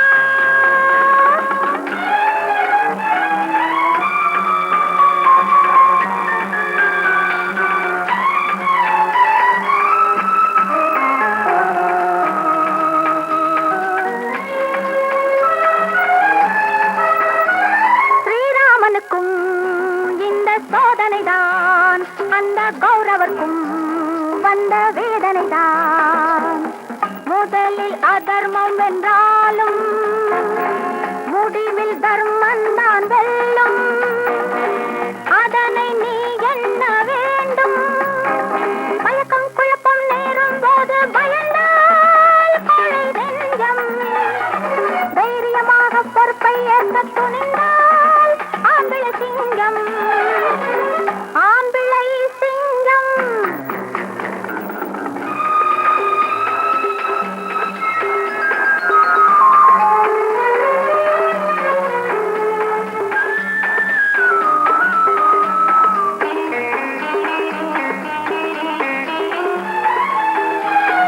வாழ்க்கை என்றால் பல வழி இருக்கும், அதில் நல்வழியை நாம் அமைத்துக் கொள்வோம். நம்பி வருவோரை காப்போம், எழுந்து பிழைப்போரை தாய்ப்போம். வாழும் முறையோடு வாழ்வோம். மயக்கம் குழப்பம் நேரும் போது பயந்தால் கோழை நெஞ்சம், தெய்வமாக பொறுப்பை ஏற்க துணிந்தால் ஆம்பளை சிங்கம். அசோக், நான் சொல்றத கொஞ்சம் கேளுங்க. ஏன் இந்த முடிவுக்கு வந்தீங்க? கீதா, எங்க வீட்டுல இருக்கிறவங்க செய்யற அக்கிரமத்துக்கு எல்லையே இல்லாம போச்சு. இன்னைக்கு லட்சம் ரூபாய்க்கு முனியமாக விழுந்த லாட்டரி சீட்டை ஏமாத்திட்டாங்க. அப்படியா? ஆமா, அதை என்னால தாங்க முடியல. நியாயம் கேட்ட என்ன எடுத்தெறிஞ்சு பேசிட்டாங்க. அதனாலதான் ஊரை விட்டே போறேன். வீட்டுல நடக்கிற அக்கிரமங்கள் எல்லாம் நீங்க கண்டிச்சு கேட்காம போனதுனாலதான் அது இவ்வளவு தூரம் வளர்ந்து போச்சு. இனிமேலாவது பிரச்சனைகளை கண்டு பயந்து ஓடாம அதை எதிர்த்து நின்று தீர்த்து வைக்க முயற்சி பண்ணுங்க. அது என்னால முடியாது கீதா. முடியாதுன்னு நினைச்சா முடியாது, முடியும் நினைச்சா எதுவும் முடியும். நாளைக்கு உங்க அண்ணிய கூட்டிட்டு வாங்க, என்ன செய்யறதுன்னு பேசுவோம். வணக்கம். வணக்கம். நீங்க உங்க சகோதரின்னு நினைச்சுக்குங்க. உங்களை பத்தியும் உங்க வீட்டு நிலைமைய பத்தியும் அசோக் எல்லாம் விவரமா சொன்னாரு. நீங்க படுற கஷ்டத்தை கேட்டு என்னாலேயே தாங்கிக்க முடியல. நீங்க எப்படிதான் தாங்கிக்கிறீங்களோ எல்லாம் தலைவிதிப்படிதான் நடக்கும். பொதுவா அப்படி சொல்லிட்டு சும்மா இருந்துட்டா இந்த துன்பங்களுக்கெல்லாம் விடுவே வராதுங்க. எனக்கு என்ன அவ்வளவு அக்கறைன்னு கேக்குறீங்களா? நானும் உங்க வீட்டுல வந்து வாழ போறவ தானே. அசோக் சொல்லல? எனக்கு ரொம்ப வெக்கமா இருந்துச்சு. பரவாயில்லையே, நான் உங்களை என்னமோ நினைச்சிட்டு இருந்தேன். இந்த அளவுக்கு தைரியம் இருந்தா பாராட்ட வேண்டியதுதான். எல்லாத்துக்கும் கீதா தான் காரணம். இங்க பாருங்க, பயந்து பயந்து வாழ்நாள் பூரா நரக வேதனையில அவஸ்தைப்படுறதை விட எதிர்த்து சண்டை போட்டு நம்ம உரிமையை நிலைநாட்டிக்கிட்டோம்னா அதுக்கப்புறம் நிம்மதியா வாழலாம். நீங்க 2 பேரும் என் திட்டத்துக்கு உதவியா இருக்கணும், பயப்படக்கூடாது. சொல்லு கீதா, என்ன செய்யணும்? என்ன பேசாம நிக்கிறீங்க? எனக்கு என்ன செய்யறதுன்னு புரியல கீதா. நீ சொல்லு, முடிஞ்ச வரைக்கும் முயற்சி செய்யறேன். சொல்றேன் கேளுங்க. முருகா, எல்லாரும் நல்லா இருக்கணும், நல்ல பேரோட வாழணுங்கிறதுக்காக நான் ஆரம்பிச்சிருக்கிற இந்த நாடகம் நல்ல மாமனாரா இருந்தா அப்பான்னு சொல்லக்கூடாதா? மாமனார் உன்னை டான்னு சொல்லாம விடுறேன்னு அதோட சந்தோஷப்பட்டுக்க. பார்க்கலாம் வை. என்னடா டெலிபோன்? ஒண்ணு இல்ல, அந்த மாமனார் போன் பண்ணலாம். தலை தீபாவளிக்கு 2 நாள் முன்னதாகவே அங்க போய் இருக்கணுமா. தலை தீபாவளிக்கு உனக்கு என்னடா பரிசு கொடுக்க போறாரு உங்க மாமனாரு? அதெல்லாம் முன்னாடியே கேட்டுக்கணும், இல்லைன்னா 2 லட்டு உருண்டையை கொடுத்து ஏமாத்திடுவாங்க.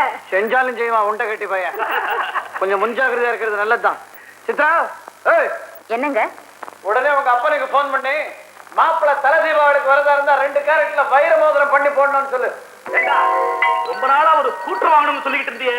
ஸ்கூட்டர்லாம் இப்ப வேண்டாம், கார் தான். கார் வாங்கி கொடுக்கலன்னா நான் தலை தீபாவளிக்கு வரமாட்டேன். வரலன்னா போங்களேன். என்னென்ன கொடுக்கணுமோ அதையெல்லாம் எங்க அப்பன் கல்யாணத்துக்கு முன்னாடியே கொடுத்தாச்சு. வேணும்னா உங்க அப்பா கிட்ட கேட்டு வாங்கிக்கங்க.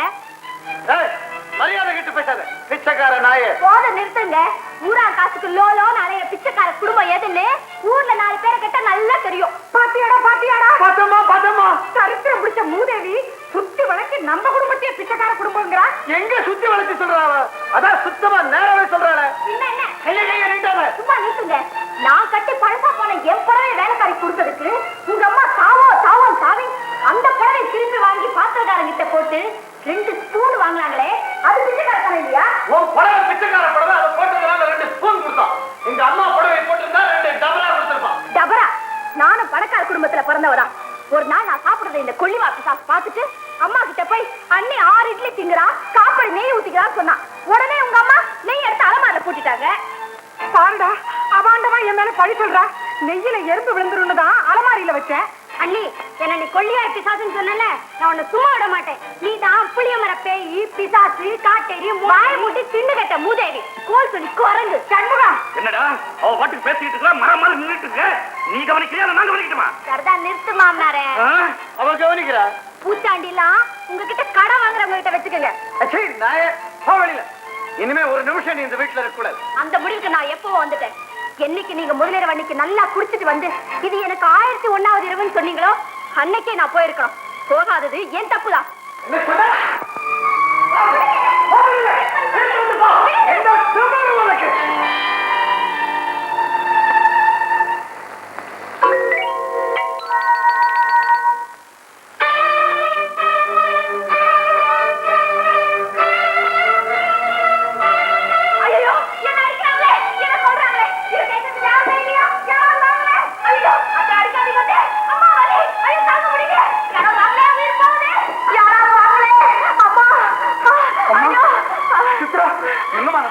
ஐயா, இவங்கெல்லாம் என்ன அடிச்சு கொள்றாங்க ஐயா.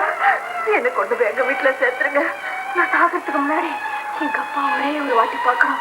என்னை கொண்டு போய் சேர்த்துருங்க. சுத்தரா வச்சு போட்டுக்கிட்டு இப்படி நடிக்கிறா. யாரும் நம்பாதீங்க. சும்மா நிறுத்தியா. சகுனி, கைகேயி, துரியோதனை, கூனி எல்லாரும் இந்த வீட்டுல தான் இருக்காங்க. என்னையா பேசிட்டு இருக்கீங்க? தூக்குங்க, டாக்ஸில உண்டு அவங்க அப்பா வீட்டுல விடலாம். எடுங்க, பாத்து பாத்து.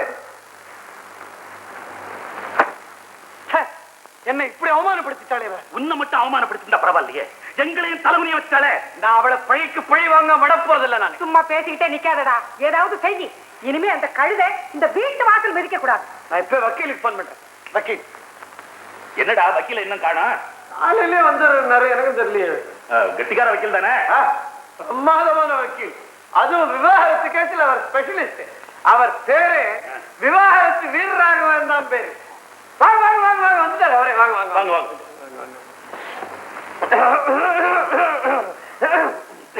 ஒண்ணு இல்ல, தப்பா நினைக்காதீங்க. அவருக்கு சாலேஸ்வரம் வேற ஒண்ணு இல்ல. பாத்தீங்களா, எப்பவுமே இந்த மாதிரி கருப்பு போட்டுக்கிட்டே அலைவாரு. என்ன வக்கீல் தெரியணுமோ அதுக்காக தான். Coming to the point. விவாகரத்தை செஞ்சுக்கிறதா முடிவு பண்ணிவிட்டேல? ஆமாமா, அதுல என்ன சந்தேகம்? அதுக்கு இல்ல, இப்படிதான் கூப்பிட்டு அனுப்புவா. கேஸ ஃபைல் பண்றதுக்குள்ள 2 பேரும் சமாதானம் ஆயிடுவா. நாங்க நிச்சயமா சமாதானமா போக மாட்டோம். இந்த விவாகரத்து நடந்தே தீரணும். இப்படி தீர்மானமா முடிவு பண்ண அப்புறம் கேஸ சுலபமா ஜெயிச்சுடலாம். செத்த இப்படி வரல. ஆமா, இந்த வயசுல விவாகரத்து செஞ்சுக்க முடியா? என்ன அப்படி உங்களுக்குள்ள ஒரு தகராறு? வக்கீல் சார், நான் ஒண்ணு சொல்லட்டுமா? Coming to your point. விவாகரத்து எங்க அப்பாவுக்கும் அம்மாவுக்கும் இல்ல. இல்லையா? அப்ப என் கேஸ் இருக்கு. எனக்கு என் பொண்டாட்டிக்கு தான் விவாகரத்து. அப்படியே அது இல்லாம போனாலும் உங்களுக்கு கேஸ் இருக்குது. எப்படி? உங்க பொண்டாட்டிக்கு உங்களுக்கு விவாகரத்து நான் பண்ணி வைக்கிறேன். என் கேஸ பத்தி விசாரிப்பீங்களா? அதை விட்டுட்டு இப்படி எல்லாம் கோவிச்சுக்கப்படாது. Where is your missus? எங்க உங்க தர்மபத்தினி? கொண்டு வாங்கோ, பிரிச்சுடுறேன். Coming to the point. ஆமா, உங்களுக்குள்ள என்ன தகராறு? கச்சாமச்சான் பேசிட்டேன் சார். ரொம்ப திமிர் பிடிச்சு பேசி நான் போடின்ட்டோம். ஐயோ, பாயிண்ட் ரொம்ப பலகீனமா இருக்கே. புஷ்டியா ஏதாவது கொடுங்க, அப்பதான் ஆர்கியூ பண்ண முடியும். அம்மா, நம்ம வேற வக்கீல் பார்க்கலாமா? என்ன டானிக் போட்டா கேஸ் கொடுப்பா? எங்களை பிச்சைக்கார குடும்பம்னு சொன்னா, என் குழந்தைய தின்னு கட்ட மூதேவின்னு சொன்னா, இதை விட புஷ்டியான பாயிண்ட் வேற என்ன சார் வேணும்? புஷ்டி 10. இதெல்லாம் கோர்ட் வரைக்கும் எடுபடாதுமா. கோந்த ஒரு கடலை உருண்டை கூட. சார், உங்களுக்கு கொடுக்க வேண்டிய ஃபீஸ் சரியா போச்சு. புடி புடி புடி புடி. Coming to the point. நீங்க ஒரு துணிச்சலான காரியம் செய்யணும். என்ன? விவாகம் பண்றதுக்கு 1000 பொய் சொல்லணும். விவாகரத்து பண்றதுக்கு 1 பொய் சொன்னா போதும். என்ன சொல்லணும்? நீங்க உங்க பத்தினிய, அதாகப்பட்டது உங்க தர்ம பத்தினிய நடத்த கெட்டவா சொல்லிடணும். என்ன சொன்னீங்க? பாத்தல கோவிச்சுக்கிறேல. விவாகரத்து பண்றதாதான் முடிவு பண்ணிட்டேல. அப்புறம் தர்ம பத்தினி மேல பழி போறதுக்கு ஏன் அஞ்சரே? ஆமாண்டா தம்பி, நீ லேசா ஒரு தட்டு தட்டினதுக்கு கொலையே நடந்துட்ட மாதிரி நாடகம் ஆடி ஊரையே கூட்டிட்டாளே. அவன் மேல பழி போடுறதுக்கு நாம ஏன் பயப்படணும்?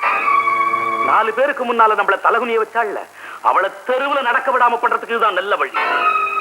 சரி, அப்படியே என் பொண்டாட்டி நடத்த கெட்டவன்னே சொன்னாலும் யாரோட கெட்டா என்ன சாட்சின்னு கேள்வி வருமே, என்ன பதில் சொல்றது?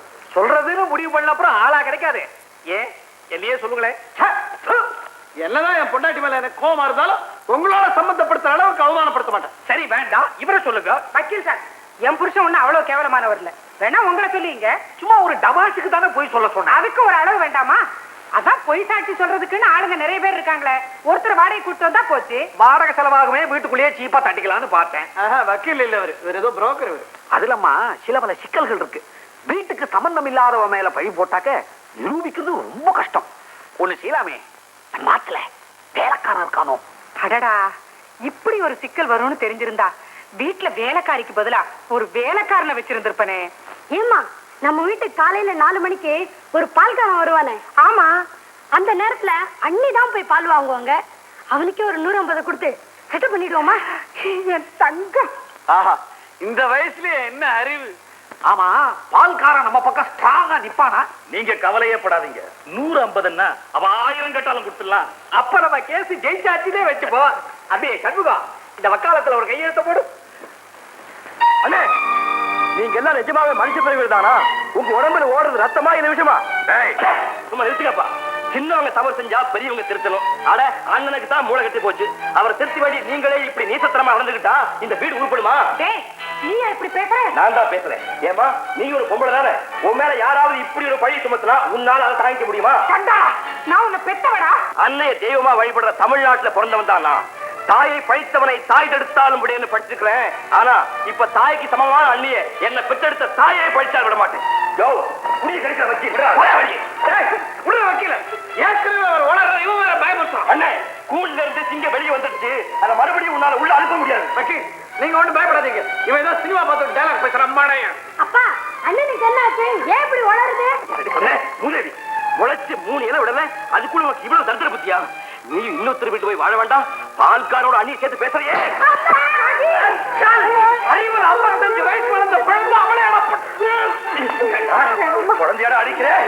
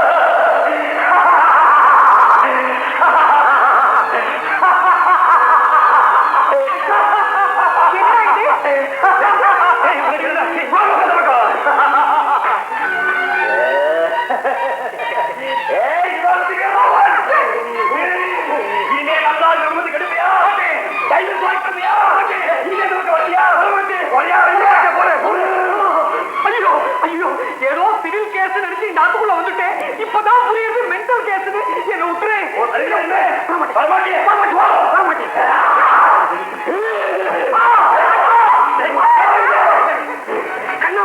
என்னுடைய பாதரட்சை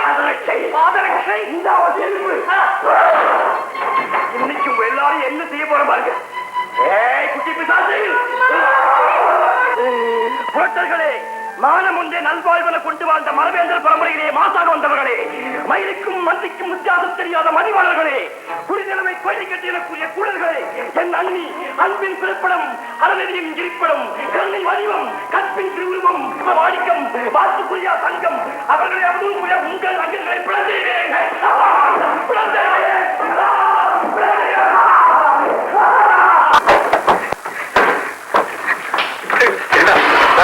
இப்படி ஆயிடுச்சா? ஏற்கனவே அரை பைத்தியம் மாதிரிதான் இப்ப முழு பைத்தியம் ஆயிட்டான். அப்பா, நம்ம பரம்பரையில் இதுக்கு முன்னாலேயே இந்த ட்ரபிள் உண்டா? சொல்லிடுங்கப்பா, எங்கிட்ட வரைக்காதீங்க.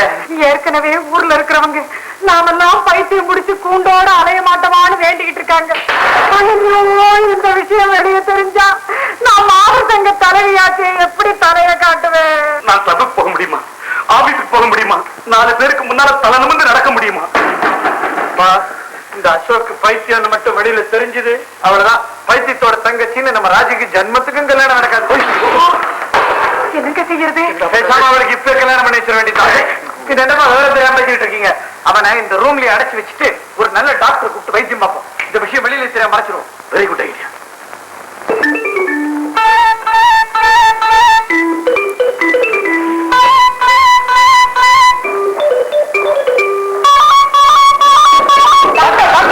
நாங்க இங்க இருக்கோம். முதல்ல நீங்க இங்க வாங்க. வழக்கமா என் பேஷண்ட் பாடியெல்லாம் இருக்கிற வழக்கம். இங்க யாரு சத்தம் வெளியே யாருக்காவது கேட்க போகுது. ஐயோ, இந்த மகனுக்கு பைத்தியம்னு வெளியே தெரிஞ்சா இந்த மானமே போயிடும் டாக்டர். அப்படின்னா உங்க மகனுக்கு பைத்தியங்கிறது வெளியே யாருக்குமே தெரியாதா? வெளியே யாருக்குமே தெரியாதா? தெரியாது. உங்களுக்கு தெரியும்ல, அதனால தானே போன் பண்ணோம். டாக்டர் எப்படி அவனை குணப்படுத்துறீங்க, எவ்வளவு பணம் பண்ணாலும் தரோம். விஷயம் ரகசியமா இருக்கட்டும். தப்பி தவறி கூட யாருக்கு தெரியக்கூடாது. Doctor please, doctor doctor doctor அப்படி எல்லாம் செய்யக்கூடாது. அப்புறம் உங்க மேலே எனக்கு சந்தேகம் வரும். பேஷண்ட் எங்க? அங்க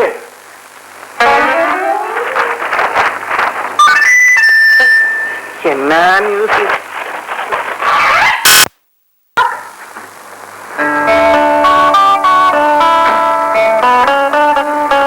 வாட்டிக்கும் சாப்பிடலாம்.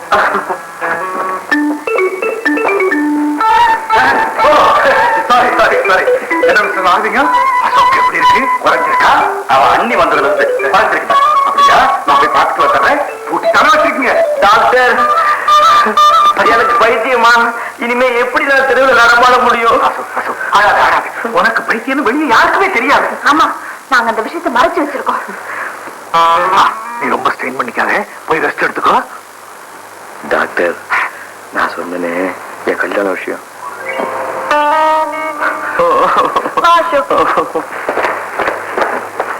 மிஸ்டர் நாகரிகம், அசோக்குக்கு பைத்தியம் கொஞ்சம் கொஞ்சமா குறைஞ்சுக்கிட்டு வந்தாலும் நிரந்தரமா குணமாகிற வரைக்கும் நம்ம ஜாக்கிரதையா இருக்கணும். கல்யாணம் பண்ணி வச்சா பைத்தியம் தெரிஞ்சிருன்னு சொல்லுவாங்கல்ல, இந்த சந்தர்ப்பத்தை பயன்படுத்திக்கிட்டு ஒரு கல்யாணத்தை பண்ணி வச்சுட்டோம்னா நிரந்தரமா குணமாயிடும். கரெக்ட், நல்ல யோசனை. வேதாள முருங்கை மரம் ஏறதுக்கு முன்னால கல்யாணத்தை முடிச்சு வச்சிடலாம். ஆனா இந்த பைத்தியக்காரனுக்கு எவன் பொண்ணு கொடுப்பான்? உங்களுக்கு பொண்ணு இருக்கா? இது பொண்ணு தேடணுமே. அந்த கவலையே உங்களுக்கு வேணாம். எனக்கு தெரிஞ்ச ஒரு ரிட்டையர்டு மிலிட்டரி மேன் இருக்கார், அவருக்கு ஒரு பொண்ணு இருக்கு. அதை நான் போய் எல்லாம் பேசி முடிச்சுக்கிட்டு உங்களுக்கு போன் பண்றேன். ஐயோ, உங்களுக்கு தெரிஞ்ச பொண்ணா? அதுவும் இந்த மாதிரி தானே? உங்களுக்கு சந்தேகமே வேணாம், நான் கேரண்டி நல்ல பொண்ணு. நாளைக்கே நீங்க போய் எல்லாத்தையும் பேசி முடிச்சுங்க. பையனை பேச கூடாதீங்க, நீங்க பேசுங்க. இவர் வாங்க வாங்க. உட்காருமா, உட்காரு. டாக்டர் உங்களை பத்தி ரொம்ப சொல்லாரு. டாக்டர் சொல்லிதான் எங்களை பத்தி உங்களுக்கு தெரியுமா? ஆச்சரியமா இருக்குது. யாரும் சொல்லாமலே எங்களை பத்தி இந்த ஊருக்கு தெரியும். அப்படியா? நான் மிலிட்டரியில் ஆபீசரா இருந்தேன். அது நீங்க சொல்லிதான் தெரியும். ரிட்டையர் ஆகி வந்து இங்க செட்டில் ஆயிருக்கிறேன். பெண்ணுக்கு கல்யாணம் ஆனவொன்னு காஷ்மீர் போயிடும். போயிட்டு வாங்க. அப்பா, பொண்ணை மறைச்சிடுங்கப்பா, எனக்கு பாக்குறதுக்கு ஆசையா இருக்கு. எங்க உங்க பையன்? பையன்தான். அவனுக்கு எதுவுமே வளவலான்னு பேசிட்டு இருந்தா பிடிக்காது. இந்த காரியத்தை சட்டுப்புட்டுன்னு முடிக்கும். என்ன படிச்சிருக்கிறீங்க? குமுத அமிர்தம், கல்கண்டு, தினமணி கதிர், தினத்தந்தி, பிலிமாலயா எல்லாம் படிச்சிருக்கேன். இது பழைய ஜோக்கு மாப்பிள, புதுசா ஏதாவது சொல்லுங்க. நீங்க பொண்ணு வந்துருங்க. கீதா, கீதா.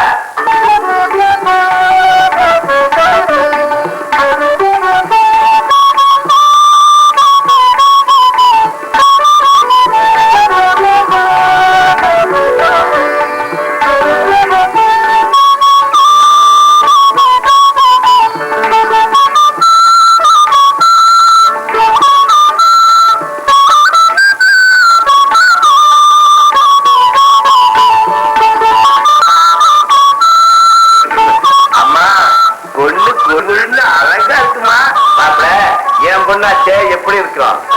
பையனுக்கு பொண்ணு பிடிச்சிருக்கு. அப்புறம் என்ன, மத்ததெல்லாம் பேசி முடிச்சுவோம். பேசுவோம். பேசுறதுன்னா எனக்கு ரொம்ப பிடிக்கும். கொஞ்சம் ஏமாந்தா இங்கே ஒரு பொதுக்கூட்டம் போட்டு மாப்பிளைக்கு தினமா 50,000 ரூபாய் கொடுக்கும். பையனுக்கு சின்னதா ஒரு பெரிய கொடுக்கணும். தங்க நகை போக வைர அட்டிகை, வைர வளையல், வைரத்தோடு, வைர ஜிலிக்கி, வைர மாட்டு, வைர மூக்குத்தி, வைர புல்லாக்கு, அது போக 21 பட்டு சேலை, 51 வாயல் சேலை, 101 நூல் சேலை. அது போக வெள்ளி சாமான், பித்தளை சாமான், எவசில்வ சாமான், பீங்கான் சாமான், மரச்சாமான் எல்லாம் எங்க அந்தஸ்துக்கு தகுந்த மாதிரி நிறைய கொடுக்கணும். உண்ட மறந்துட்டனே, தேங்காய் 101 கணக்கா இருந்துடணும். இப்படி தனித்தனியா சொன்னா நீங்க மறந்துடுவீங்க பாருங்க. அதுக்காகத்தான் லிஸ்ட் போட்டே கொண்டாந்துட்டேன். இந்தாங்க. ஏமா ஒண்ணு மறந்துடலையே, எல்லாத்தையும் ஒண்ணு விடாம எழுதிட்டீங்கல்ல. என்ன இதெல்லாம் வந்து வந்து வந்து எல்லாம் உனக்காண்டா. எனக்காக எதையும் கேட்க கூடாதுன்னு சொல்லியிருக்கேன்ல. சீதனங்களைய நகனற்றை நீங்க வாங்க முடியாம பண்றேன்.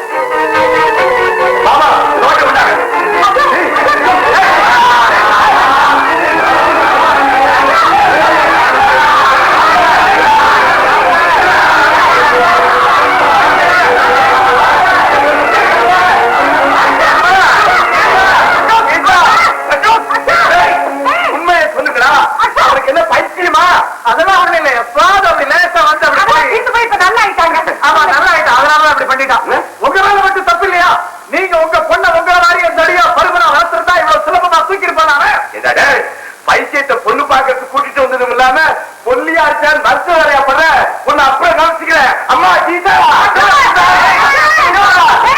வாசி எவ்வளவு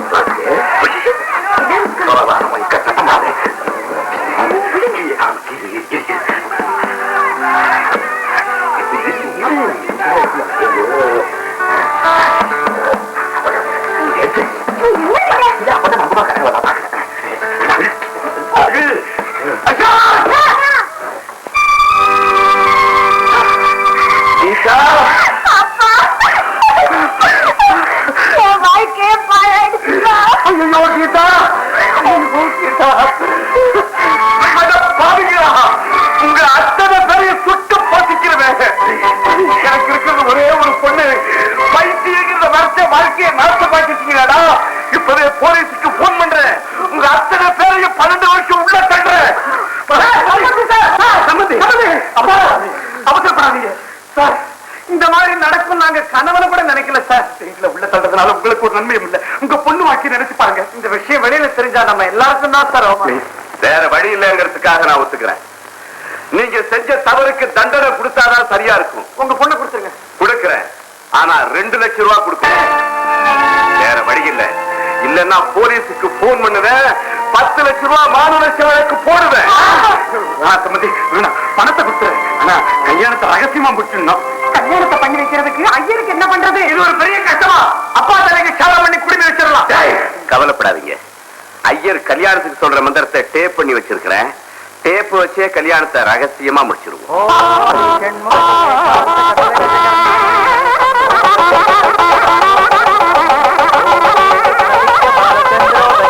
ஒரே மக கல்யாணத்தை சிறப்பா செய்யலான்னு இருந்தேன். இப்படி திருட்டுத்தனமா செய்ய முடியாயிருச்சு. மாப்பிள்ள தாலியை கட்டுங்க. கல்யாணத்துல மந்திரம் சொல்ற ஐயரே டேப் ரெக்கார்டு. அந்த டேப் ரெக்கார்டுலயே தாலியை நக்கிறேன். அதுல இருந்து எடுத்துக்க. ஐயரே தாலி எடுத்து கொண்டு வர.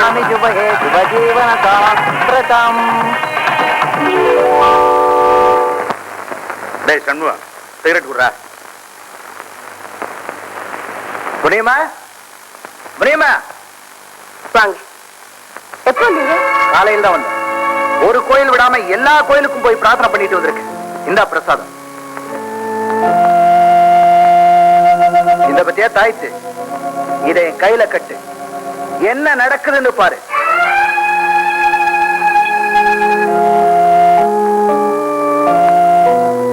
என்ன முனியம்மா? தாய்த்துமா, இவர்தான் என் புருஷன். முனியம்மா, தாய்த்து எதுக்கு? லாட்டரி சீட்ல பரிசு விழணும்னு வேண்டிக்கிட்டீங்களா? அட இல்லம்மா, நிஜமாவே எங்களுக்கு லாட்டரியில ₹1,00,000 பரிசு விழுந்தது. இவர் அந்த சீட்டை ஒரு மலை முழுங்கி மகாதேவன் கிட்ட கொடுத்து ஏமாந்துட்டாரு. அடப்பாமே, அது இப்படி ஏமாத்துனாங்க? அவங்க பொழப்பே அதாம்மா. அங்க விசுவாசமா பெரிய மனுஷங்களா நினைச்சவங்களே எங்களை ஏமாத்திட்டாங்க. ஏன் முனியம்மா, ₹1,00,000 ஏமாந்துட்டு சும்மாவா விட்டீங்க?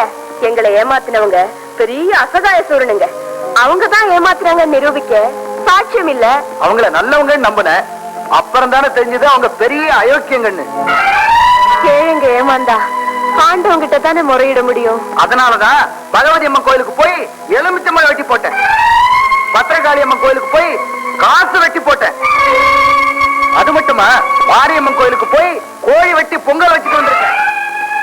கவலைப்படாத முனியம்மா, பகவதி அம்மை சக்தி வாய்ந்த தெய்வம்.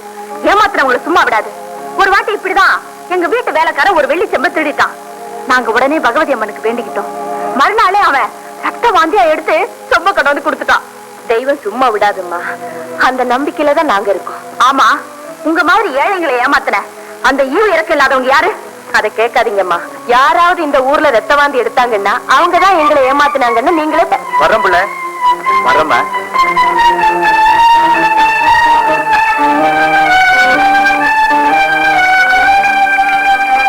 அத்தா, அத்தா, இது கேளுங்களேன், கேளுங்க கொஞ்சம். என்ன நம்ம போட்ட திட்டப்படியே முனியமாவும் உங்க புருஷனும் சாமி தம்புரான் அலைந்து விட்டாங்க. மாமா மாமி உங்க அண்ணன் எல்லாம் பயந்து நடுங்குறாங்க. ஐயோ, மூளையே மூளை. உன் திட்டமெல்லாம் வச்சு அறிஞ்சிட்டு வருது. இதனால முனியமாவுக்கு சேர வேண்டிய பணத்தை அவங்க கொடுத்துட்டாங்கன்னா நான் ரொம்ப சந்தோஷப்படுவேன்.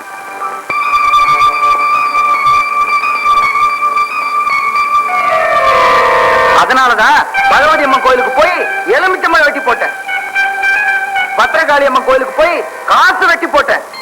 அது மட்டுமா, மாரியம்மன் கோயிலுக்கு போய் கோழி வெட்டி பொங்கல் வச்சுட்டு வந்திருக்கேன்.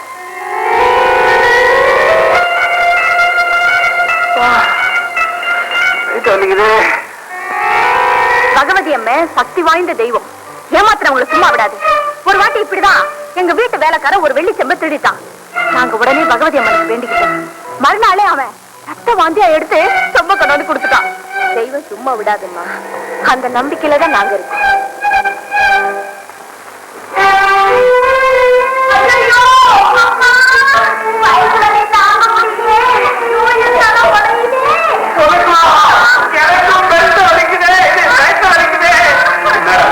ஆச்சரியமா இருக்கு. ராத்திரிலாம் எனக்கு கூட தூக்கம் வரல. கண்ண மூணா ரத்தம் வாங்கி எடுக்கிற மாதிரி கனவு வருது. என்னங்க இது, ஒரே ராத்திரில எல்லாருமா இப்படி வரும்? அம்மா, இதுல ஏதோ சாமி குறை இருக்கு. யாராச்சும் ஏவல் வச்சிருப்பாங்க. முனியம்மா நேத்து காசு வெட்டி போட்டேன்னு சொன்னாரு. ஒருவேளை அதுவேளை இருக்குமோ? ஏன் எல்லாரும் போய் அவசரப்படுறீங்க? அது வந்து ஒண்ணு இல்ல. இந்த தகவலையும் வயசுலையும் எழுதலாம். மாத்திரை சாப்பிட்டா சரியா போயிடும். எது சாப்பிட்டாலும் சரியாகாது. இதெல்லாம் முனியமாவை ஏமாத்துனால வந்த வேலை. உடனே அவளை கூப்பிட்டு அவளுக்கு சேர வேண்டிய பணத்தை கொடுத்துருப்புங்க. முனியமா முனியமா கூப்பிடுறேன். நீ ரூமுக்கு போட. அப்பா, ஏழைகள் வயிறு எரிஞ்சு கொடுக்குற தாபம் நிச்சயம் பலிச்சிடும். முதல்ல அவ பணத்தை கொடுத்துருங்க. இப்ப கொடுக்க போறீங்களா இல்லையா? பெரிய ஏழை போச்சு. உன் பைத்தியம் தீர்றதுக்காக நாங்க இன்னும் என்னெல்லாம் தியாகம் பண்ணணுமோ? யாரு பைத்தியம்? உனக்கு பைத்தியம், அப்பா பைத்தியம், இந்த வீட்டுல இருக்கிற எல்லாரும் பைத்தியம். முடியுமா சேர வேண்டிய பணத்தை கொடுத்துருங்க. இல்ல உங்க குழந்தை முடிவு. அப்பா, இவன் ஆஸ்பத்திரி பைத்தியக்கார ஆஸ்பத்திரிக்கு அனுப்பியிருக்கணும். இவனுக்கு பைத்தியம் வெளியே தெரிஞ்சா ஒண்ணு கெட்டுப்பாங்க. கொஞ்ச நாளைக்கு வெளியே தலைக்க முடியாது. அவ்வளவுதானே? ரூம் குள்ள போட்டு பைத்தியக்கார ஆஸ்பத்திரிக்கு போன் பண்ணி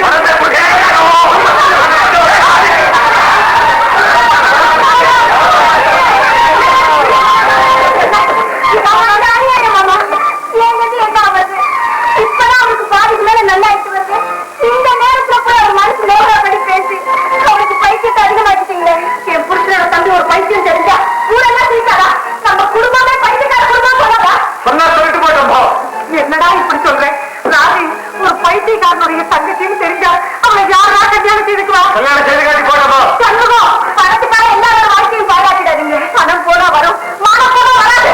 என்னங்க எல்லாருமா செஞ்சு முயற்சிக்காதீங்க. ஏற்கனவே குழந்தை என்ன குழப்பாதீங்க. நீ கூட இப்படி பேசுறது நான் நினைக்கவே இல்லை. எது எப்படி வேணும்னாலும் போகட்டும். ஆனா அந்த பைத்தியக்கார சொல்ற மாதிரி இனிமே இந்த வீட்டுல எதுவும் நடக்காது.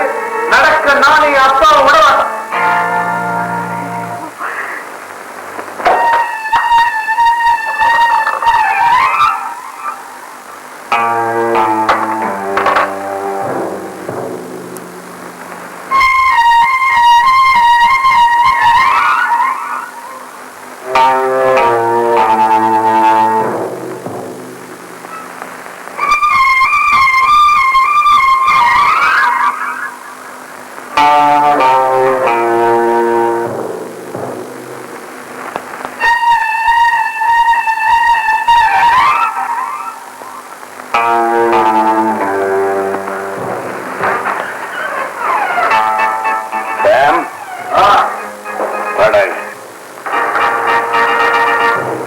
இனிமே இந்த அசோக்கோட டார்ச்சர் என்னால தாங்க முடியாது. இதை சொல்றதுக்கு என்ன கூப்பிட்டீங்க? ஆமாங்க, இதுக்கு எப்படியாவது ஒரு முடிவு கட்டியாகும். எனக்கு ஒரு வழியும் தெரியல.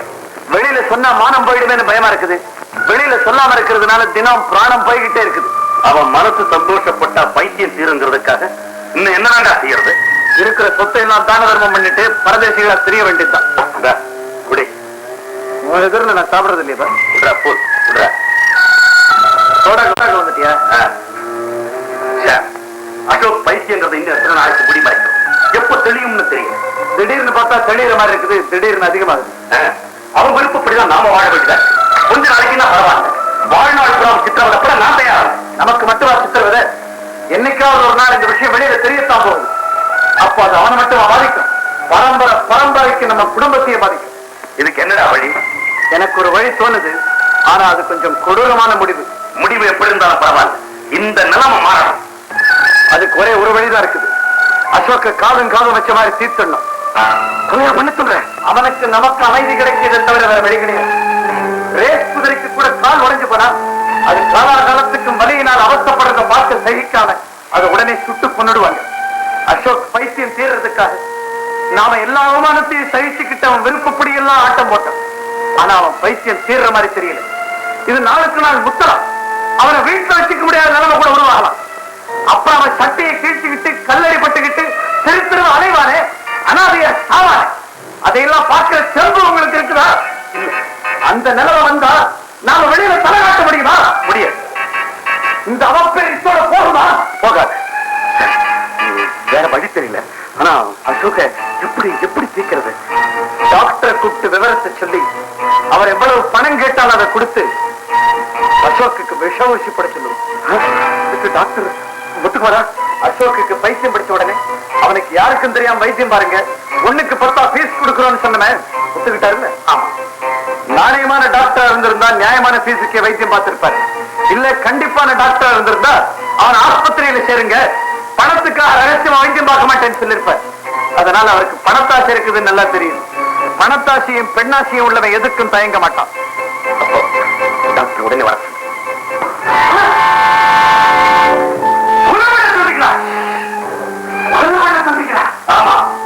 நல்லா யோசனை பண்ணிட்டு சொல்றோம். நாங்க சொன்ன காரணம் எல்லாம் சரியா தவறா நீங்களே சொல்லுங்க. காரணம் சர்வா. ஆமா, காரணம் சரின்னா காரியத்தை முடிச்சிட வேண்டியதானே. டாக்டர், அசோக் எனக்கு தம்பி. அப்பாவுக்கு என்ன போல அவன ஒரு பிள்ளை. அசிங்கப்பட்டு அகௌரவப்பட்டு மானங்கிட்டு அவன் வாழறத விட சாகிறதே மேல் அவன் மேல இருக்கிற பாசத்தினாலதான் நாங்க முடிவு பண்ணிட்டோம். டாக்டர், நீங்க மட்டும் இந்த உதவியை செஞ்சா எங்க பரம்பரையை காப்பாற்ற மாதிரி. இதனால அசோக்கு நிம்மதி, எங்களுக்கு நிம்மதி. அந்த சின்ன பொண்ணு அசோக் பொண்டாட்டி, அதுக்கு அது என்ன ஆகிறது? டாக்டர், அசோக் பைத்தியக்காரங்கிற விஷயம் இப்ப யாருக்கும் தெரியாது. எல்லாரும் அவனை நல்லவன் நினைச்சுக்கிட்டு இருக்காங்க. ஒரு பைத்தியக்காரனுக்கு பொண்டாட்டியா இருக்கிறத விட ஒரு நல்லவனுக்கு விதவையா இருக்கிறது எவ்வளவோ மேல்.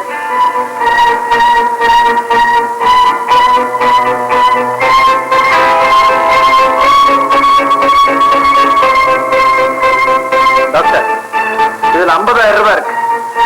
விஷ ஊசி போட்டு நீங்க அசோக்க கொலை செய்யறதுக்காகவும் அந்த கொலையை மறைக்கிறதுக்காகவும் இந்த பெருந்தொகையை உங்களுக்கு கொடுக்கணும். என்ன சொல்றீங்க?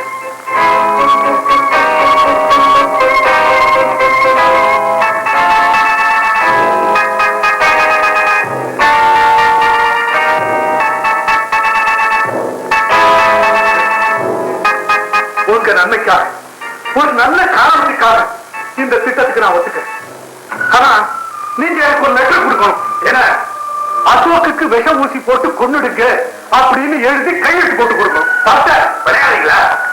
மிஸ்டர் நாகலிங்கம், காரியம் முடிஞ்ச உடனே நீங்க மனம் மாறி டாக்டர் என் மகனுக்கு ஊசி போட்டு கொன்னுட்டீங்களேன்னு அழ ஆரம்பிச்சுட்டா என் கதி என்ன ஆகுறது? நீங்க தப்பிச்சுப்பீங்க, நான் மாட்டிக்குவனே. நீங்க சொல்லித்தான் இந்த காரியத்தை நான் செஞ்சேன்னு சொன்னா யார் நம்ப போறா? அதோட லெட்டர் எழுதி கொடுக்கறதுனால ஒண்ணும் தப்பு இல்லை. அந்த லெட்டர் நான் வெளியே காமிச்சா உங்களோட சேர்ந்து நானும் தானே மாட்டிக்குவேன். சரி டாக்டர், சார் இன்னொரு விஷயம், உடனே விஷ ஊசி போட்டு அசோக் செத்தா சந்தேகம் வந்துடும். அதனால இன்னைக்கு நாளைக்கு மயக்க ஊசி போட்டு அவரை படுக்க வச்சாங்க. அவனால பேச முடியாது, டெம்பரேச்சர் குறையும், ஜன்னி விஷக்கு பிடிக்கிறது கஷ்டம் அப்படின்னு ஊர்ல நியூஸ் பரப்பி விடுங்க. சரி, நல்ல வெள்ளிக்கிழமை காலையில 6 மணிக்கு விஷ ஊசியை போட்டுறேன். 9 மணிக்கு எல்லாம் ஆயிடும். அவ்வளவு நேரமாகும். அது சூப்பாட்டம். உயிர் போனது அதிக நேரம் போட்டு வச்சுட்டு அழாதீங்க, கண்டுபிடிச்சு வாங்க. உடனே எடுத்துட்டு போய் அடக்கம் போட்டு எடுக்கு. கொஞ்சம் முன்னாலே அடக்கம் பண்ண.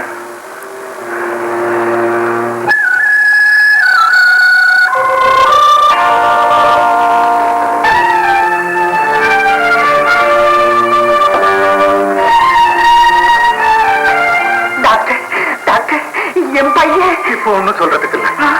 இன்னும் 24 மணி நேரம் போகணும். ஜன்னி கண்டு இருக்கிறதுனால மயக்க ஊசி போட்டிருக்கேன். யாரும் உள்ள போய் தொந்தரவு பண்ணாதீங்க. உங்க மருமகன்களை வெளியே வர சொல்லிடுங்க. நான் மறுபடியும் வரேன்.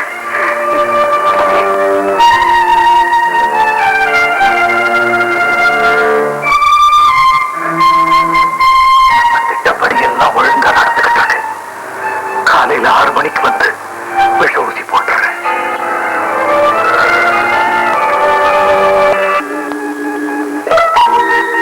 என்னங்க என்னங்க, என் புள்ள கண்ணை திறக்காம படுத்திருக்கான். எனக்கு ரொம்ப பயமா இருக்குங்க. நீ சும்மா டாக்டர் வந்துருவார்.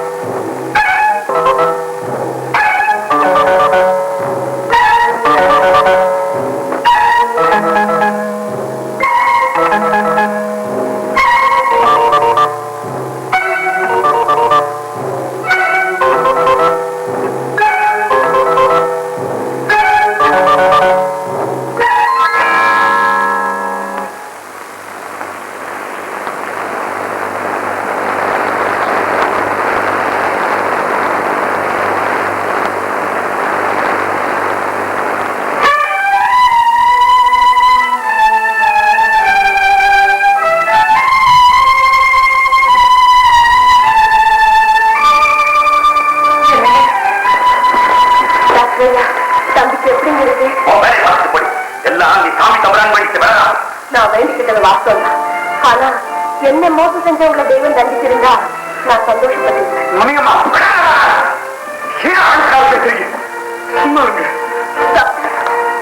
என் புருஷனை காப்பாத்துறதுக்காக நீங்க எவ்வளவோ கஷ்டப்படுறீங்க.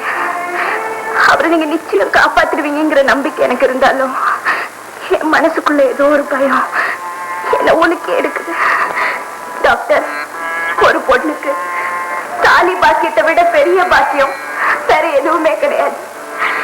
எனக்கு கல்யாணம் ஆகி 1 வாரம் தான் ஆகுது. இந்த நிலையில அவருக்கு ஏதாவது ஆயிட்டா நான் விதவை ஆயிடுவேன். டாக்டர், நான் விதவை ஆகக்கூடாது. உங்களை தான் நான் அதை போல நம்பி இருக்கேன். தீர்க்க சுமங்கலியா இருந்தேன். என்ன ஆசீர்வாதம் பண்ணுங்க டாக்டர், என்ன ஆசீர்வாதம் பண்ணுங்க. தீர்க்க சுமங்கலி யாருமா? தீர்க்க சுமங்கலி யாரு?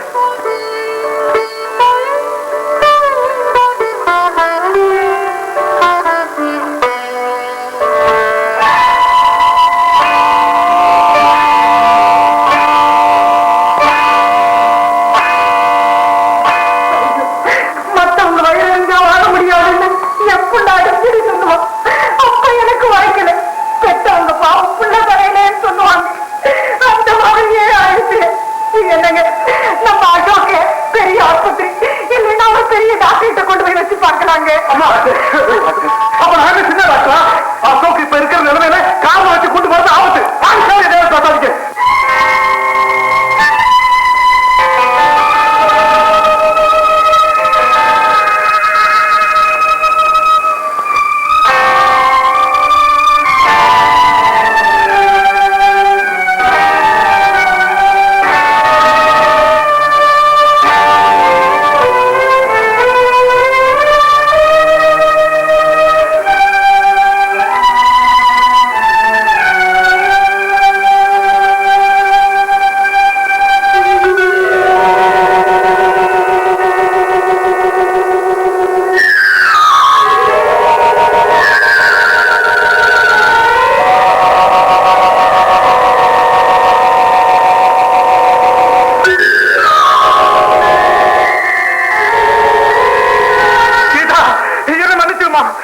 காலத்துக்கு மாற்ற முடியாத மாபெரும் தப்பை நான் பண்ணிட்டோமா?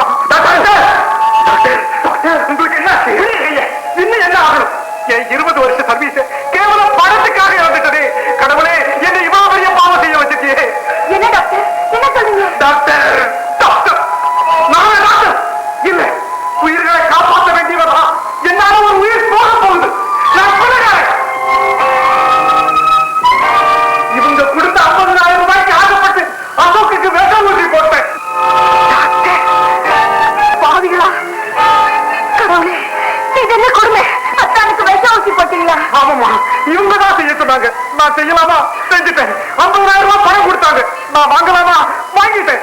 விஷம் ஊசி போட சொன்னாங்க. நான் போடலாமா? போட்டேன். என்னங்க டாக்டர் சொல்றது உண்மைதானா? பெத்த பிள்ளைய பணம் கொடுத்து நீங்களே கொலை செய்ய சொன்னீங்களா? நான் நம்ப மாட்டேன். என்னால நம்பவே முடியல. சத்தியமா இதோ லெட்டர் எழுதி கொடுத்துருக்காங்க பாருங்க. டாக்டர், உங்களை நான் தெய்வமா நினைச்சிருந்தேன் டாக்டர். இவங்க எல்லாம் மனுஷங்க இல்லைங்கிற விஷயம் தான் எப்போ தெரிஞ்சதாச்சு. அவளுக்கு ஒரு விஷ ஊசியை போட்டு தீர்க்க சுமங்கலியா இருந்து என்ன வாழ்க்கை உங்களுக்கு எப்படி டாக்டர் மனசு வந்தது? டாக்டர் டாக்டர், எனக்கு ஒரு விஷ ஊசி போடுங்க டாக்டர். போடுங்க போடுங்க டாக்டர். போட மாட்டீங்கல்ல? சும்மா போட மாட்டீங்கல்ல? ஆமா, டாக்டர் சும்மா விஷ ஊசி போட மாட்டாரா? அவருக்கு ஒரு 50,000 கொடுங்க மாமா. எனக்கு ஒரு விஷ ஊசி போட சொல்லுங்க மாமா. 50,000 ரூபாய் கொடுங்க மாமா. தப்பு பண்ணிட்டோம்மா, நாங்க தப்பு பண்ணிட்டோம்மா. எங்களை மன்னிச்சிடுமா, எங்களை மன்னிச்சிடு. அம்மா, என்ன அப்புறம் பேசிக்கலாம். தம்பி உடனே பெரிய ஆஸ்பத்திரிக்கு தூக்கிட்டு போய் விஷமுறிவுக்கு ஏதாச்சும் மருந்து கொடுக்க சொல்லலாம். டாக்டர், டாக்டர், நீங்க போட்ட விஷ ஊசிக்கு முறிவும் இருந்திருக்கா? ஆமா டாக்டர், எப்படியாவது அசோக்க பழக்க வச்சிருங்க. நீங்க சொன்ன நேரம் முடிய இன்னும் டைம் இருக்கு டாக்டர். Please doctor, please. இருக்கு, முறிவு மருந்து பெரிய ஆஸ்பத்திரியில இருக்கு. அதை எப்படி வாங்குறது? ஏன் விஷ ஊசி போட்டீங்கன்னு கேட்டா நம்ம எல்லாரும் தூக்கு வேலைக்கு போடுவேன். நான் போறேன் டாக்டர். இப்பதான் மனித தன்மைனால என்ன நான் புரிஞ்சுக்கிட்டேன். நான் செய்த பாவத்துக்கெல்லாம் என்ன தண்டனை கிடைச்சாலும் நான் அனுபவிக்கிறேன். வாங்க ஆஸ்பத்திரிக்கு போலாம். வாங்க டாக்டர், நிச்சயமா உங்களை காட்டி கொடுக்க மாட்டோம். எல்லா பழியும் எங்க பேர்லயே போட்டுக்கிறோம். வாங்க டாக்டர். இருங்க இருங்க, என்கிட்ட கூட ஒரு விஷ முறிவு மருந்து இருக்கணுமே.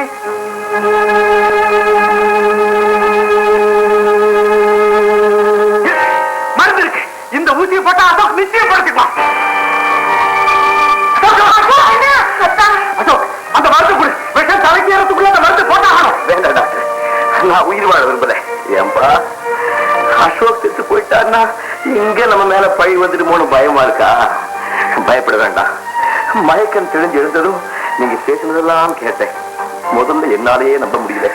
அப்பா, உங்களை எல்லாம் திருத்தணுங்கிறதுக்காகத்தான் நான் பைத்தியமா நடிச்சேன். ஆனா அது அவ்வளவு தண்டம்னு இப்பதான் புரிஞ்சுக்கிட்டேன். உங்களுக்கு மகன்னு சொல்லிக்கிட்டு வாழ்றதை விட சந்தோஷமா சாகிறதே மேல். பயப்படாதீங்க, நானே தற்கொலை செஞ்சுட்டு தான் எழுதி கொடுத்துட்டு தான் சாகும். சாகும்போது கூட என்ன காப்பாற்றணும்னு நினைக்கிற பெருந்தன்மை உனக்கு இருக்குது. நேற்று வரைக்கும் உன்னை என் தம்பின்னு சொல்லிக்கவே நான் வைக்கப்பட்டேன். இன்னைக்கு உனக்கு அண்ணன் சொல்லிக்கிறதுல பெருமைப்படுறேன். அந்த மருந்து கொடுத்துற நேரமாகுது. என்ன விஷ ஊசி போட்ட விஷயம் வெளியே தெரிஞ்ச பிறகுதானே இந்த பாசமும் நேசமும். ஒருவேளை மனசாட்சிக்கு பயந்து டாக்டர் புலம்பாம இருந்திருந்தா சும்மாதானே எதிர்ப்பீங்க. இல்ல அசோக், இல்ல, ஊசி போடும் போது கூட சும்மாதான் இருந்தோம். அதுக்கப்புறம் ஒவ்வொரு வினாடியும் சித்திராத அனுபவத்தோம். எங்களை மன்னிச்சிருப்பா. பெத்த கடனுக்காக இவ்வளவு பெரிய தப்ப நான் மன்னிக்கலாம். ஆனா நம்ம குடும்பத்துக்காக உழைச்ச முனிமாவுக்கு நீங்க செஞ்ச கொடுமைகளை தெய்வம் மன்னிக்குமா? அவளுக்கு தர வேண்டிய பணத்தை நாங்க திருப்பி கொடுத்துறோம்பா. இந்த ஊர்ல அவளை மட்டுமா நீங்க ஏமாத்துறீங்க? எத்தனை பேர் வயிற்றுல வச்சீங்க? எத்தனை பேர் வீட்டை ஜப்தி பண்ணீங்க?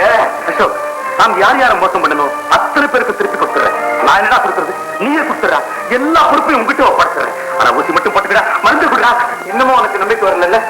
இப்ப போலீஸ்க்கு போன் பண்ணி அவங்களை வர வைக்கிறேன். நாங்க செஞ்ச தப்புக்கு தண்டனை அனுபவிச்சு போறோம். எதுங்க